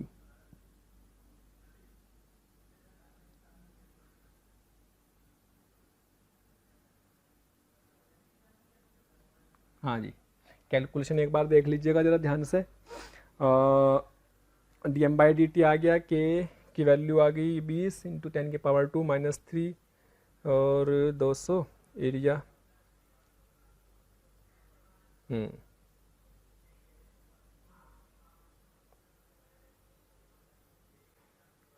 तो इसे सॉल्व कर लेंगे।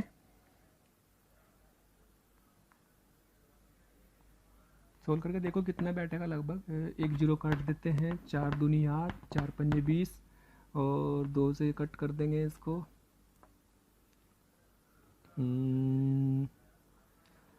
ऐसा करो, इसमें से डेसिमल हटाओ, इसको बढ़ा लो 25, तो 25/42 10 की पावर -3 किलोग्राम पर सेकंड। अगर 10 की पावर को हटा देंगे तो बन जाएगा 25/42 ग्राम पर सेकेंड। तो लगभग बैठेगा अप्रोक्स 0.6 ग्राम पर सेकेंड। भाई इसको 4 मान लो, 4 6 24 होता है, लगभग 0.6 ग्राम पर सेकेंड का आसपास आ जाएगा। तो इस तरीके से आप इसकी उष्मा की दर भी निकाल, इसकी बर्फ के पिघलने की दर भी निकाल सकते हैं। यहाँ पे पानी निकाल दो तो उबलने की भी निकाल सकते हैं, स्टीम में बदल जाएगा, भाप में बदल जाएगा। तो इस तरीके से हम इसमें कैलोरीमेट्री और उष्मा चालन को जोड़ सकते हैं। ओके, तो एक बार फिर समझे, भाई कितना बर्फ पिघल जाएगा ये निकालना है, तो टाइम से मल्टीप्लाई कर दिया इतने समय में, लेकिन वो पिघल के तो उष्मा लेगा ml से, क्योंकि बर्फ 0 डिग्री का बर्फ 0 डिग्री के वाटर में तो कन्वर्ट होगा। तो इसका मतलब ताप तो नहीं बदल रहा, इसका खुद का ताप तो नहीं बदल रहा, तो इसका ताप वही है, इसलिए यहां पर उष्मा ml से ली। यहां से यहां तक ताप अंतर के कारण उष्मा प्रवाहित हो रही, तो प्रवाह का फॉर्मूला ये है। तो प्रति सेकंड कितनी प्रवाहित होती है वो पता ही है, टी से मल्टीप्लाई कर दिया तो कुल समय में कितनी प्रवाहित हुई उतनी उष्मा उसने ले ली इतने समय तक और से पिघल गया। और इसी तरीके से आपने वहां पर उसमें उष्मा की दर निकाल लेगी, प्रति सेकंड कितना द्रव्यमान, बर्फ के पिघलने की दर निकाल लेगी, प्रति सेकंड कितना द्रव्यमान, 0.6 ग्राम प्रति सेकंड बर्फ पिघल रहा है। ठीक है, 0.6 ग्राम प्रति सेकंड बर्फ पिघल रहा है। तो यहां पे एक बार चेक कर लो, कैलकुलेशन में कोई गड़बड़ तो नहीं है ना इस वाले में। ये आपका 10 आ गया, यूनिट का ध्यान रखो, ये अपना उड़ जाएगा 200 और ये 60 आ गया, ये उड़ा दो इससे, और अपना ये उड़ गया इससे, तो कितना बचेगा 6 दूनी 1200 और 1200 इंटू 10 अपॉन, यानी कि अपने पास आ गया तो ये ग्राम में आ जाएगा बेसिकली। हाँ, ये ग्राम में आएगा, ये ग्राम में आ जाएगा, इतने ग्राम इसमें उष्मा, इतने ग्राम बर्फ पिघल गया होगा। ठीक है, बस वो कैलकुलेशन को ध्यान रखना, कैलकुलेशन को मैनेज कर लेना। तो ये ग्राम में आएगा, क्योंकि मैंने कैसे आइडिया लगाया भाई 0.6 ग्राम प्रति सेकंड लगभग पिघल रहा है, तो 60 मिनट में, तो 60 सेकंड में से मल्टीप्लाई कर लो, लगभग 36 के आसपास आ रहा, तो लगभग 36 के आसपास ये बैठेगा, तो यानी कि वो ग्राम में है। क्लियर? एक बार फिर से समझने की जरूरत है भाई, आपको बस ये ध्यान रखना है कि आपको कितनी उष्मा प्रति सेकंड जा रही है, उसको टाइम से मल्टीप्लाई करके कुल उष्मा कितनी गई, ली किसने, अगर वो ताप नहीं बदल रहा, उसका पिघलने में जाता है एमएल से ताप बदलेगा तो एमएस डेल्टा टी के बराबर रख देंगे। ऐसे सवाल भी होगा जिसमें एमएस डेल्टा टी के बराबर रखना पड़ जाए। मान लीजिएगा यहाँ ये वाली ऊष्मा जा रही, मान लो हमें कोई टैंकर रख देता पानी का और उसका ताप पहले 20 था और वो यहाँ से ऊष्मा 1 मिनट में 20 से उसका ताप 40 हो गया, तो फिर वो बर्फ ऊष्मा कैसे लेगा? एमएस डेल्टा टी से। तो एमएस डेल्टा टी से लेगा तो यहाँ एमएस डेल्टा टी रख देते। ठीक है, तो खैर अभी इसी तरीके का एक और क्वेश्चन देखते हैं, बढ़िया सवाल देखते हैं, इसको मिटा दें। चलो जी, अब नेक्स्ट क्वेश्चन इसी पर बेस देखते हैं एक और। तो प्यारे बच्चों, अगर आप चाहते हैं कि आपको किसी भी टॉपिक के लाइव डिस्कशन, वीडियो लेक्चर या स्टडी मटेरियल की जरूरत है तो कृपया आप हमें इस नंबर पर कॉल कर सकते हैं 18002121 18002121 यहां पर बर्फ है, यहां पे यह बर्फ 0 डिग्री सेल्सियस का बर्फ है। 0 डिग्री सेल्सियस के इस बर्फ को एक रोड से जोड़ दिया जिसने 100 डिग्री सेल्सियस का उबला हुआ पानी है, उबला पानी, बॉइल्ड वाटर। ये लेंथ है 15 सेंटीमीटर। ठीक है, ये दे रखा है बर्फ की गलने की गुप्त ऊष्मा 80 कैलोरी पर ग्राम, और यहां पर एक फ्लेम रखी हुई है।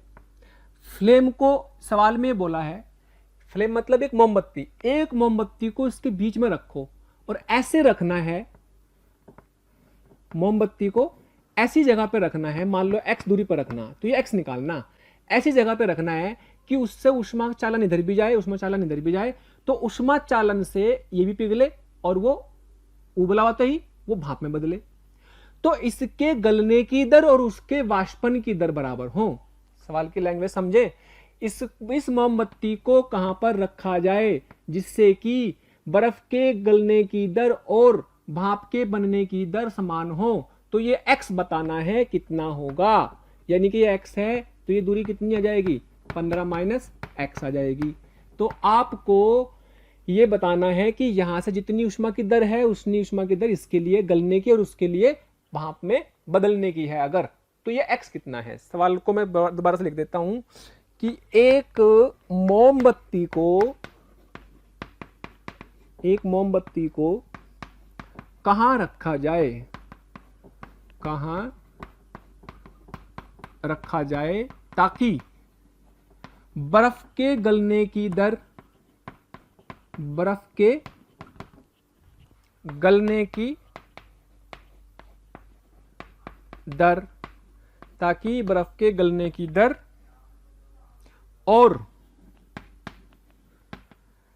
भाप के बनने की दर, भाप के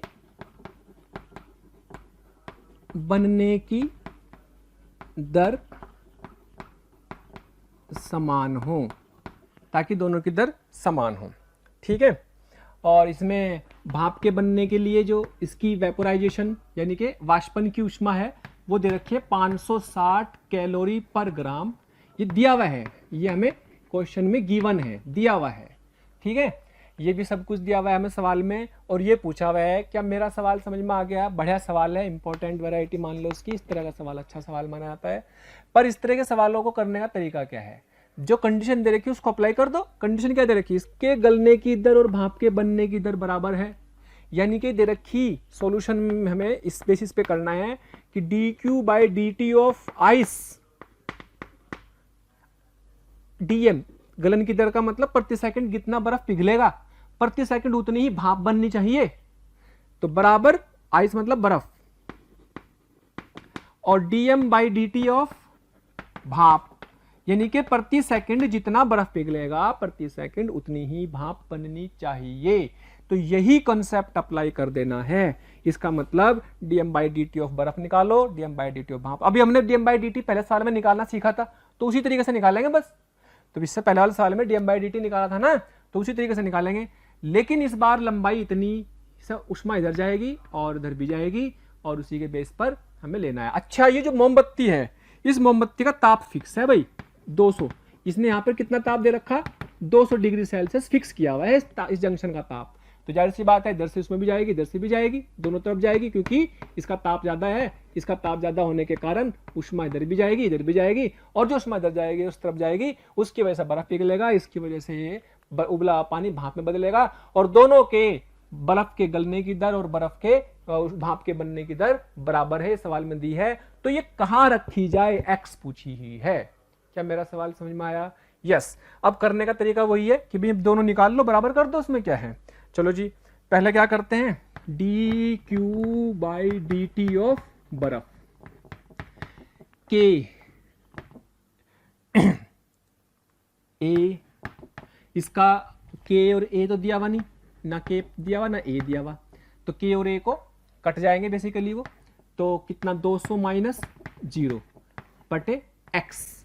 बर्फ के लिए तो यही लगेगी ना, लंबाई कितनी रोड की, इतनी, और ताप कितना 200 माइनस 0, इसका के तो के ही रहेगा, एरिया ऑफ क्रॉस सेक्शन भी ए रहेगा, के तो सेम ही रहना, पूरे पदार्थ का गुण होता है वो तो, ठीक है। तो ये आ गया। अच्छा, लेकिन ये जो ऊष्मा लेगा बर्फ वो कौन से फॉर्मूले से लेगा, m इंटू एल से, तो यहां पे क्या लिख लो, m into D M into L F लिख लो चाहे तो, डी टी बराबर के ए 200 बटे एक्स। तो D M by D T of ice, L F नीचे चला जाएगा क्योंकि कांस्टेंट है, प्रति सेकंड बर्फ पिघल रहा है, ये बदल रहा है एम, तो के ए 200 बटे L F into x. Clear? अच्छा, अब भाई बर्फ के बाद D Q by D T किसका करना है, भाप का करना है, तो D Q by D T of भाप, तो उसके लिए रोड कितनी के, एरिया वही रहेगा। अब भाप की तरफ ऊष्मा इस जारी की दर से 200 से 100 की तरफ, तो 200 से 100 की तरफ जाएगी, लंबाई है 15 माइनस एक्स। अच्छा, मैंने एक्स को जो है सेंटीमीटर में लिखा क्योंकि अभी मैंने सब कन्वर्ट नहीं किया, पर वो कट जाएगा दोनों तरफ से, 2 के ए माइनस 200 माइनस 100 बटे 15 माइनस एक्स। तो यहां पे ये ऊष्मा कौन से फॉर्मूले से लेगा, D of M into L V लिख देता हूं upon D T, K A 100 upon 15 minus X. यह सेंटीमीटर में है, ये भी सेंटीमीटर में है, लेकिन जब दोनों सेम में रखे हुए हैं तो दिक्कत नहीं आएगी। तो D M by D T of भाप बराबर के ए इंटू 100 बराबर माइनस 15 माइनस एक्स, और इसमें आ जाएगा एल इंटू वी। क्या इन दोनों को बराबर कर सकते हैं, दिया है D Q by D T of ice या बर्फ बराबर D Q by D T of भाप, भाप का बराबर कर दो, सॉरी डी क्यू नहीं डी एम, उनका प्रति सेकंड कितना द्रव्यमान पिघल रहा है, कितना द्रव्यमान भाप में बदल रहा है। तो G D Q by D T, चलो जी आगे आ गया अपने पास के ए 200 बटे एक्स इंटू एल एफ, के ए 100 बटे 15 minus x into L we. अच्छा, चूंकि दोनों तरफ इधर सेंटीमीटर में लेंगे तो इधर भी सेंटीमीटर में, तो सेंटीमीटर सेंटीमीटर कट जाएगा, इधर भी कैलोरी पर ग्राम में लेंगे, इधर भी कैलोरी पर ग्राम में, तो इसकी भी यूनिट कट जाएगी। तो इसलिए आपको यूनिट बदलने की जरूरत नहीं है, तो यूनिट बदलने की जरूरत नहीं होगी, तो इसका मतलब आपके पास ये इससे कैंसिल हो जाएगा।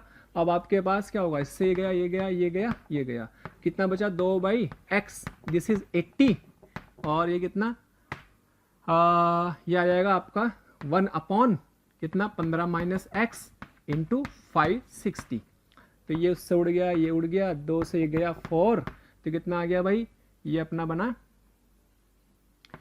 15 इंटू 56 माइनस 56x बराबर 4x, बराबर 4x। तो ये कितना आ गया, उधर आकर के 60x हो गया, और 15 इंटू 56 और x बराबर 15 इंटू, कुछ गड़बड़ तो नहीं करी, कुछ गड़बड़ तो नहीं की है,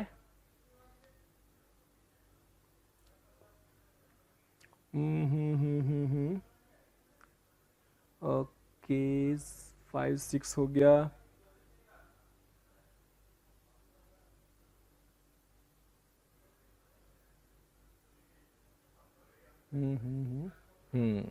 60x, ये इधर आ गया 60x आ गया, तो 15 इंटू 56/60, 15 चौका 60 और 4 से काटेंगे तो 14, तो x की वैल्यू आ गई 14 सेंटीमीटर। इसका मतलब ये हुआ कि हमें इस मोमबत्ती को x बराबर 14 सेंटीमीटर पर रखना पड़ेगा या फिर पानी से 1 सेंटीमीटर पर। तो कितना आ गई ये डिस्टेंस 14 सेंटीमीटर और ये कितनी आ गई 1 सेंटीमीटर। जाहिर सी बात है इससे थोड़ा सा इसके पास ही रखना पड़ेगा क्योंकि इसको उबालने में ज़्यादा एनर्जी चाहिए तो इसके पास को रखना पड़ेगा, इसलिए 1 सेंटीमीटर आई और ये 14 सेंटीमीटर आई। तो बड़ा सवाल है एकदम, तो आपको सीधे आपको बस कंसेप्ट और कंडीशन को दिमाग सही से लगा देना है और सवाल आपको आ जाएगा। ओके तो आगे बढ़ते हुए अब हम पढ़ते हैं व्हीट स्टोन ब्रिज। हाँ जी, व्हीट स्टोन ब्रिज।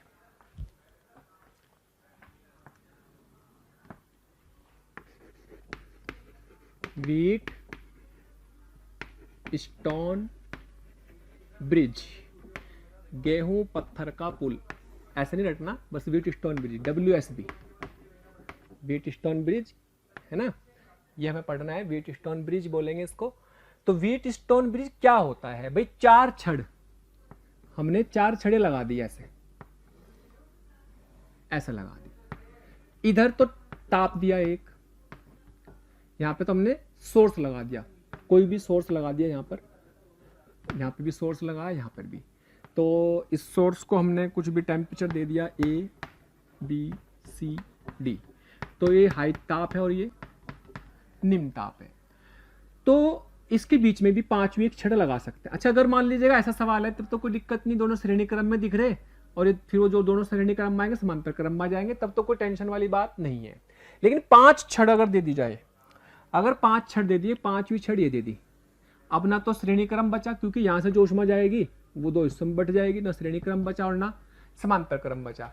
तो जब ना श्रेणी क्रम बचे ना समांतर क्रम बचे, तो श्रेणी क्रम और समांतर क्रम में बचे, तो आप देखो कि अगर 5 छड़े या 5 प्रतिरोध आपको से किसी इस तरह के अरेंजमेंट में है कि हाई ताप और निम्न ताप, हाई ताप और निम्न ताप में 5 छड़े लगी हुई हैं, तो आपको उस केस में व्हीट स्टोन ब्रिज की कंडीशन भी चेक करनी है। व्हीट स्टोन ब्रिज की कंडीशन क्या चेक करनी भाई, मान लीजिएगा ये R1 है, ठीक है, ये R2 है, ये R3 है, ये R4 है, ऐसा मान लो। तो व्हीट स्टोन ब्रिज की कंडीशन क्या है, प्रतिबंध क्या है, बस ये रटना है। अभी तो ये जू का तू आप कहाँ पढ़ेंगे, वापस फिर वही विद्युत धारा चैप्टर में पढ़ेंगे। अभी हम ऊष्मा धारा में पढ़ रहे हैं कि भाई यहाँ से जो ऊष्मा जा रही थी ना वो 2 हिस्सों में तो डिवाइड हो गई, तो उसका जो भी ताप है TA इसका ताप हो गया, TB इसका ताप हो गया, TD। तो कंडीशन ये है, प्रतिबंध ये है कि अगर आमने सामने की भुजाओं का प्रतिरोध का मल्टीप्लीकेशन अगर R1 इंटू R3 बराबर है R2 इंटू R4, अगर R1 इंटू R3 बराबर है R2 इंटू R4, अगर ये कंडीशन है, इफ ये कंडीशन है, तो R5 में कोई ऊष्मीय धारा प्रवाहित नहीं होगी, प्रवाहित नहीं होगी, उसमें कोई भी ऊष्मीय धारा प्रवाहित नहीं होगी, इसलिए R5 को हटा सकते हैं, इसको हटा सकते हैं, ठीक है। और जब इसमें कोई धारा प्रवाहित ही नहीं हो रही, यानी कि इसमें जो धारा है HR5 में वो जो धारा है 0 है, तो इसका ताप और इसका ताप, इसका मतलब समान, क्योंकि ताप अंतर 0 होगा तो इसमें धारा प्रवाहित ही नहीं होगी। ताप अंतर 0 होने का मतलब इसका ताप और इसका ताप समान हो जाएगा, यानी कि इसलिए TB बराबर TD हो जाएगा। भाई अगर आप ऐसे लिखो कि TB माइनस TD बटे R5 बराबर H, इसकी ऊष्मा धारा H5 की, लेकिन ये तो 0 है क्योंकि उसमें धारा कंडीशन यही आई, तो इसके बेसिस पर क्या लिख सकते हैं कि TB बराबर TD, दोनों का ताप समान हो जाएगा। तो या तो ये बोले कि दोनों का ताप समान है तब भी दिस इंटू दिस होगा, या दिस इंटू दिस बराबर दिस इंटू दिस हो तो हम बोलेंगे कि दोनों के ताप समान होंगे। अगर ऐसी कंडीशन आपको मिल रही है तो आप बोलते हैं कि ये एक संतुलित प्रतिबंध किसका है, कहे का है, संतुलित व्हीट स्टोन ब्रिज, संतुलित व्हीट स्टोन ब्रिज का कंडीशन है, प्रतिबंध है। आमने सामने की भुजाओं का गुणनफल बराबर आ जाए तो आप कहेंगे कि ये एक क्या है, तो ये एक संतुलित व्हीटस्टोन ब्रिज है, जिससे कि बीच वाली इसमें कोई धारा प्रवाहित नहीं होती, और उसके बाद हम इसको यहां से हटा सकते हैं। अगर ये हट जाए तो बड़ी आसान हो जाएगी दुनिया। देखो ये सीरीज में पैरेलल में जाएंगे, फिर तो सोल्व करना आसान हो जाएगा सर्किट को, है ना। जैसे क्वेश्चन से समझते हैं भाई, क्वेश्चन क्या कहता है, प्रूफ भी कर सकते हैं बट प्रूफ करने की जरूरत नहीं, आप याद रखें कंडीशन को। तो जैसे मान लीजिएगा आपको ऐसे दे दिए 4 छड़े दे दी, और यहाँ पे भी दे दिया एक, this is 6R, this is 2R, 3R, 4R, 5R, और ये 100 दे रखा, और ये 0। एक ध्यान रखना, दो पे तो ताप दिया होगा, 2 पे नहीं दिया होगा, तब होगा ऐसा। अगर ताप यहां दे देगा फिर छड़ यहां लगानी पड़ेगी ऐसे, ठीक है। तो इस केस में आपसे बोला है कि भैया इसका आर इक्विवेलेंट बताओ। पहला सवाल क्या है, आर इक्विवेलेंट। दूसरा सवाल क्या है, ए बी सी और डी। दूसरा सवाल क्या है, टी बी और टी डी, ये बताओ। तो पहली चीज तो यह है कि सारा सीरीज और पैरेलल में है नहीं कोई भी, तो सीरीज पैरेलल में नहीं है, लेकिन 5 प्रतिरोध दिख रहे हैं भाई, 5 दिख रहे हैं। अगर 5 दिख रहे हैं तो क्या मैं इसमें व्हीटस्टोन ब्रिज भी चेक करूं? यस, देख लेते हैं।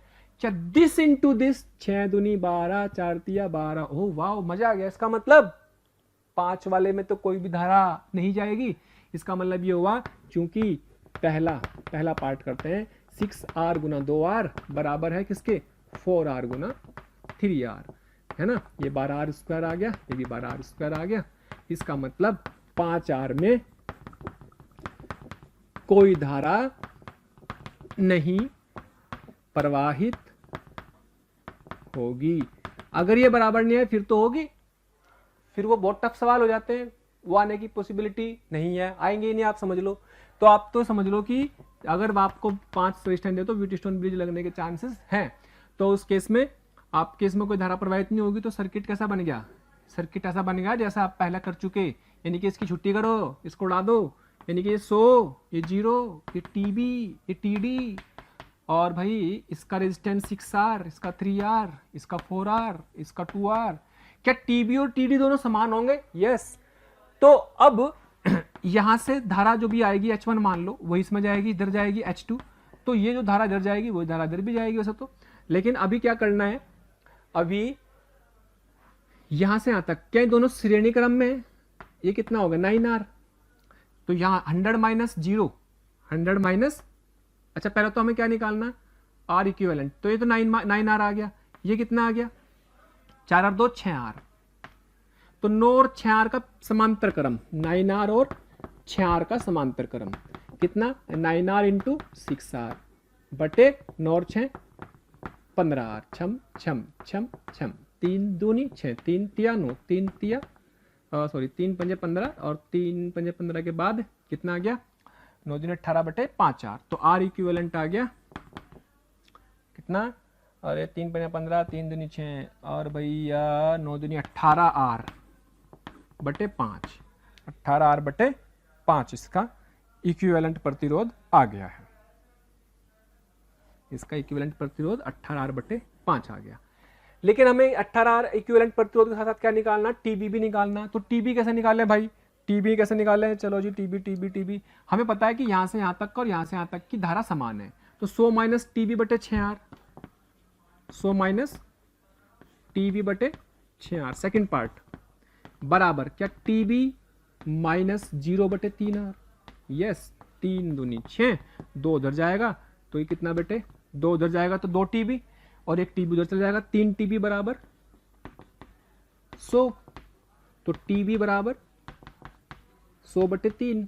और क्या ये टीडी के बराबर भी होगा भाई, ये कंडीशन सेटिस्फाई हो रही कि नहीं, एंड टीबी बराबर टीडी भी तो होगा, यही आपको कंडीशन याद रखनी। तो बस 100 बटे 3 डिग्री सेल्सियस आ जाएगा इसका ताप, ठीक है। तो इस तरीके से हम इनके ताप को निकाल सकते हैं। व्हीटस्टोन ब्रिज के सवालों को हैंडल करने का सबसे बढ़िया तरीका है, ठीक है। हाँ जी, एक अच्छा सवाल और करते हैं व्हीटस्टोन ब्रिज पर। हाँ जी, ऐसा आपको सवाल दिया हुआ है,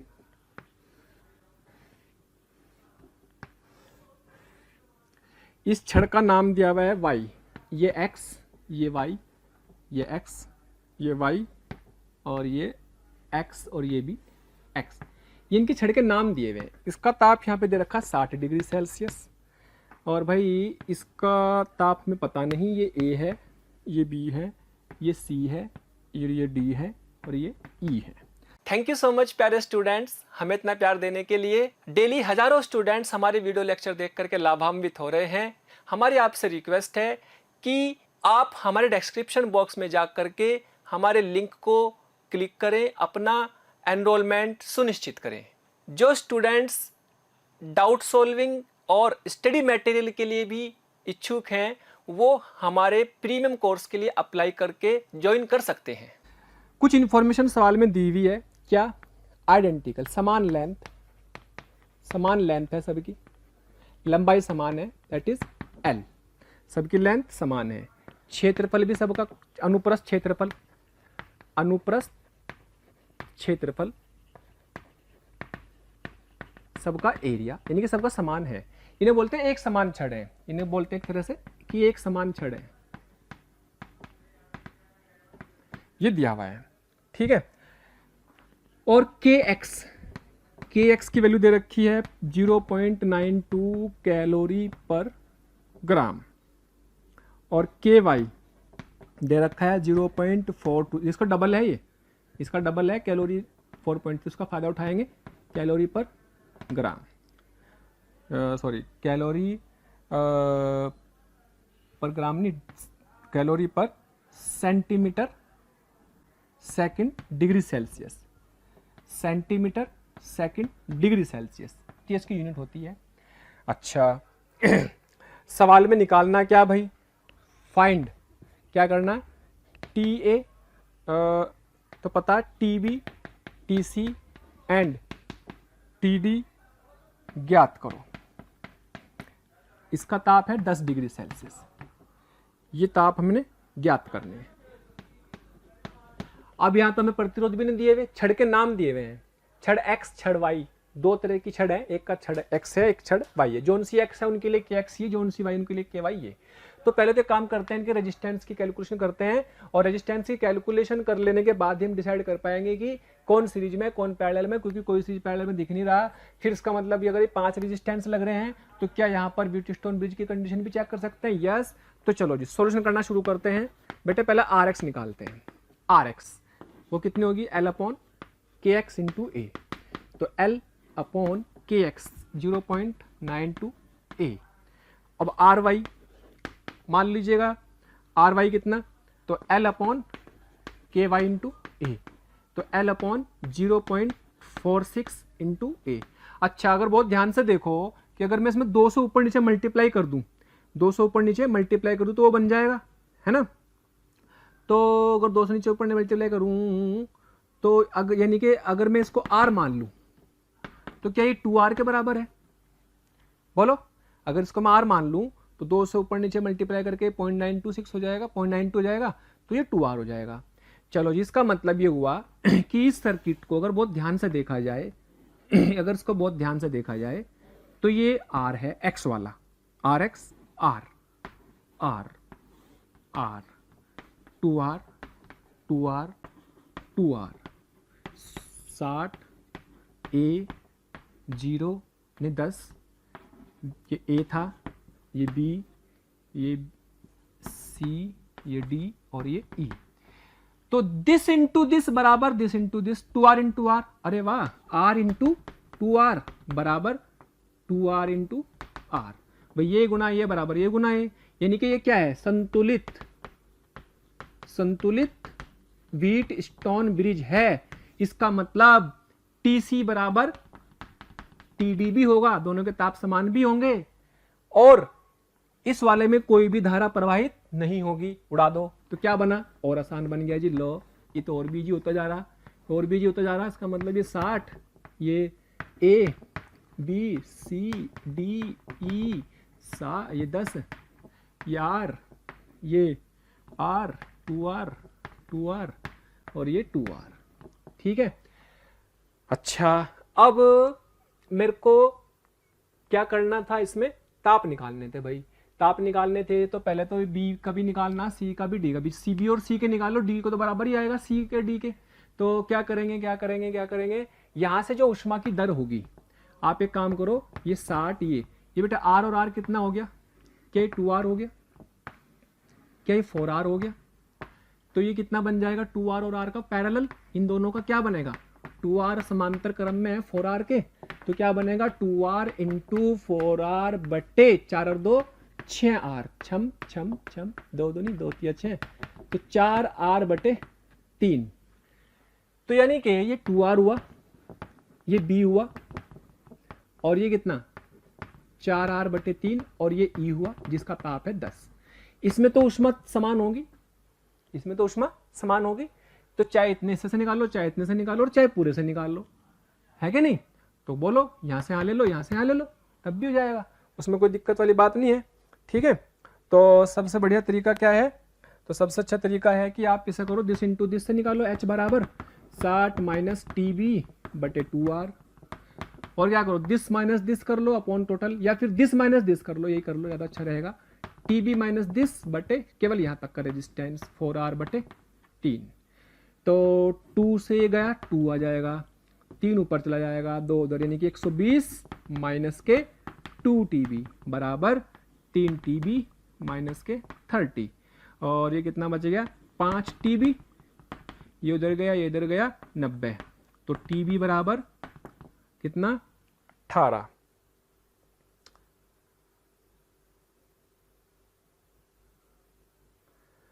तो TB बराबर कुछ गड़बड़ कर दी, देखो चेक करते हैं एक बार, 2 आएगा तो 2 यानी कि 2 TB, 3 गया 3 TB, और ये उधर गया, इसको सॉरी जुड़ गया 150 आ गया, 150 आ गया, तो 150 बटे 5, तो 5 या 15, 30 डिग्री सेल्सियस आ गया भाई बी, बस 30 डिग्री सेल्सियस भी आ गया। अब सी को निकाल लो, यानी कि इसका ताप कितना आ गया, इसका ताप आ गया अपने पास TB बराबर 30। अब यहाँ से यहाँ ले लो, चाहे यहाँ से ले लो, चाहे यहाँ से ले लो, है ना, ये से ये, बी से, यानी कि अब क्या कर रहे, बी से सी, सी से ई, तो यहाँ से यहाँ के लिए क्या करेंगे, TB माइनस TC बटे R बराबर TC माइनस TE बटे ये भी R। भाई यहाँ से यहाँ तक की तो ऊष्मा समान होगी ना, इसको H1 मान लो, तो H1 तो सेम ही होगी, यानी कि TB 30 आ गया, TC निकालना अपॉन R, और TC निकालना माइनस 10 बटे R, छम छम, तो ये कितना आएगा 30 माइनस TC बराबर TC माइनस 10, तो TC 2TC हो जाएंगे, और ये आपका 40 हो जाएगा, और TC की वैल्यू 20 डिग्री सेल्सियस आ जाएगी, TC की वैल्यू 20 डिग्री सेल्सियस आ जाएगी। तो TC बराबर क्या था भाई, TC बराबर था TD बराबर 20 डिग्री सेल्सियस। इस तरीके से हमारे पास सारे के सारे ताप आ चुके हैं, और इसकी सारी वैल्यूज हम फाइंड कर चुके हैं। तो ये अपना एक्चुअल में हमारे पास ये व्हीटस्टोन ब्रिज को अप्लाई करने का एक बहुत अच्छा बड़ा सवाल है, और व्हीटस्टोन से आपके कोई सवाल अच्छे और आसान हो जाते हैं जिनको आपको करने में तकलीफ नहीं होगी। ठीक है, तो इस तरीके से और भी आपको मिल सकते हैं व्हीटस्टोन ब्रिज के क्वेश्चन। मैं आपको सिंपल से एक आध एग्जाम्पल और बताता हूँ। हाँ जी, जैसे मान लो आपसे बोला कभी कभी कि भाई ऐसे जुड़ रहे 3 रेजिस्टेंस,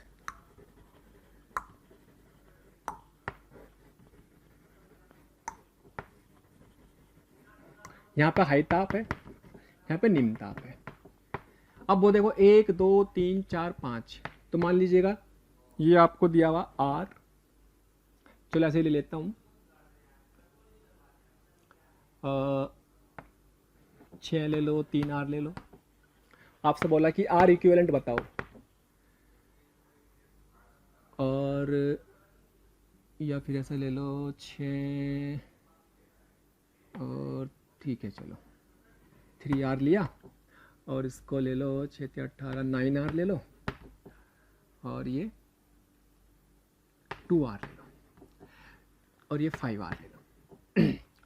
तो भाई इसमें R इक्विवेलेंट बताना, तो ना तो कोई श्रेणी क्रम में इधर से ऊष्मा जाएगी वो बदल डिवाइड हो जाएगी, यानी कि दोनों श्रेणी क्रम में नहीं है, यहाँ से भी जाएगी डिवाइड हो जाएगी, यानी कि यहाँ से जो पानी आएगा वो सीधा जा ही नहीं पाएगा, रास्ते में डिवाइड हो जाएगा, तो श्रेणी क्रम नहीं। इसका ताप अलग, इसका ताप यहाँ पे अलग है, तो उसका ताप अंतर भी अलग है, यानी कि ये इनके साथ समांतर क्रम में भी नहीं है, तो ना श्रेणी क्रम ना समांतर क्रम। लेकिन अगर मैं इसको ऐसे ले लेता हूँ, मान लो ये नंबर 1 ले देता हूँ, 1 2 3 4, ऐसे ताप इनके नाम दे दिए।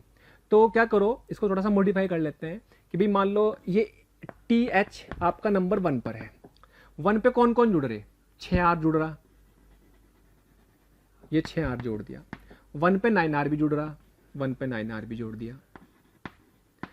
फिर 1 का कनेक्शन 1 से बाद ये जो 6R है 3 पे जुड़ रहा, लेकिन ये 3 पे जुड़ने से पहले 4 पे भी आ रहा, यानी कि आप एक कह सकते हो इस वाले को 3, और 3 से जा रहा 4 पे, तो 3 से 4 पे, ये 4 पर आ गया 2R, और फिर 4 से सीधा कनेक्शन 2 पे आ रहा है 3R, 4 से ये 2 आया, भाई ये वाला पॉइंट 2 था ना, 4 से 2 के बीच में 3R, 4 से 2 के बीच में 3R, और 2 और 3 के बीच में, 2 और 3 के बीच में 5R, और यहाँ पे आपका एक निम्न ताप है, यानी कि यहाँ पे वोल्टेज है और ताप अंतर है, और यहाँ पर ये प्रतिरोध है।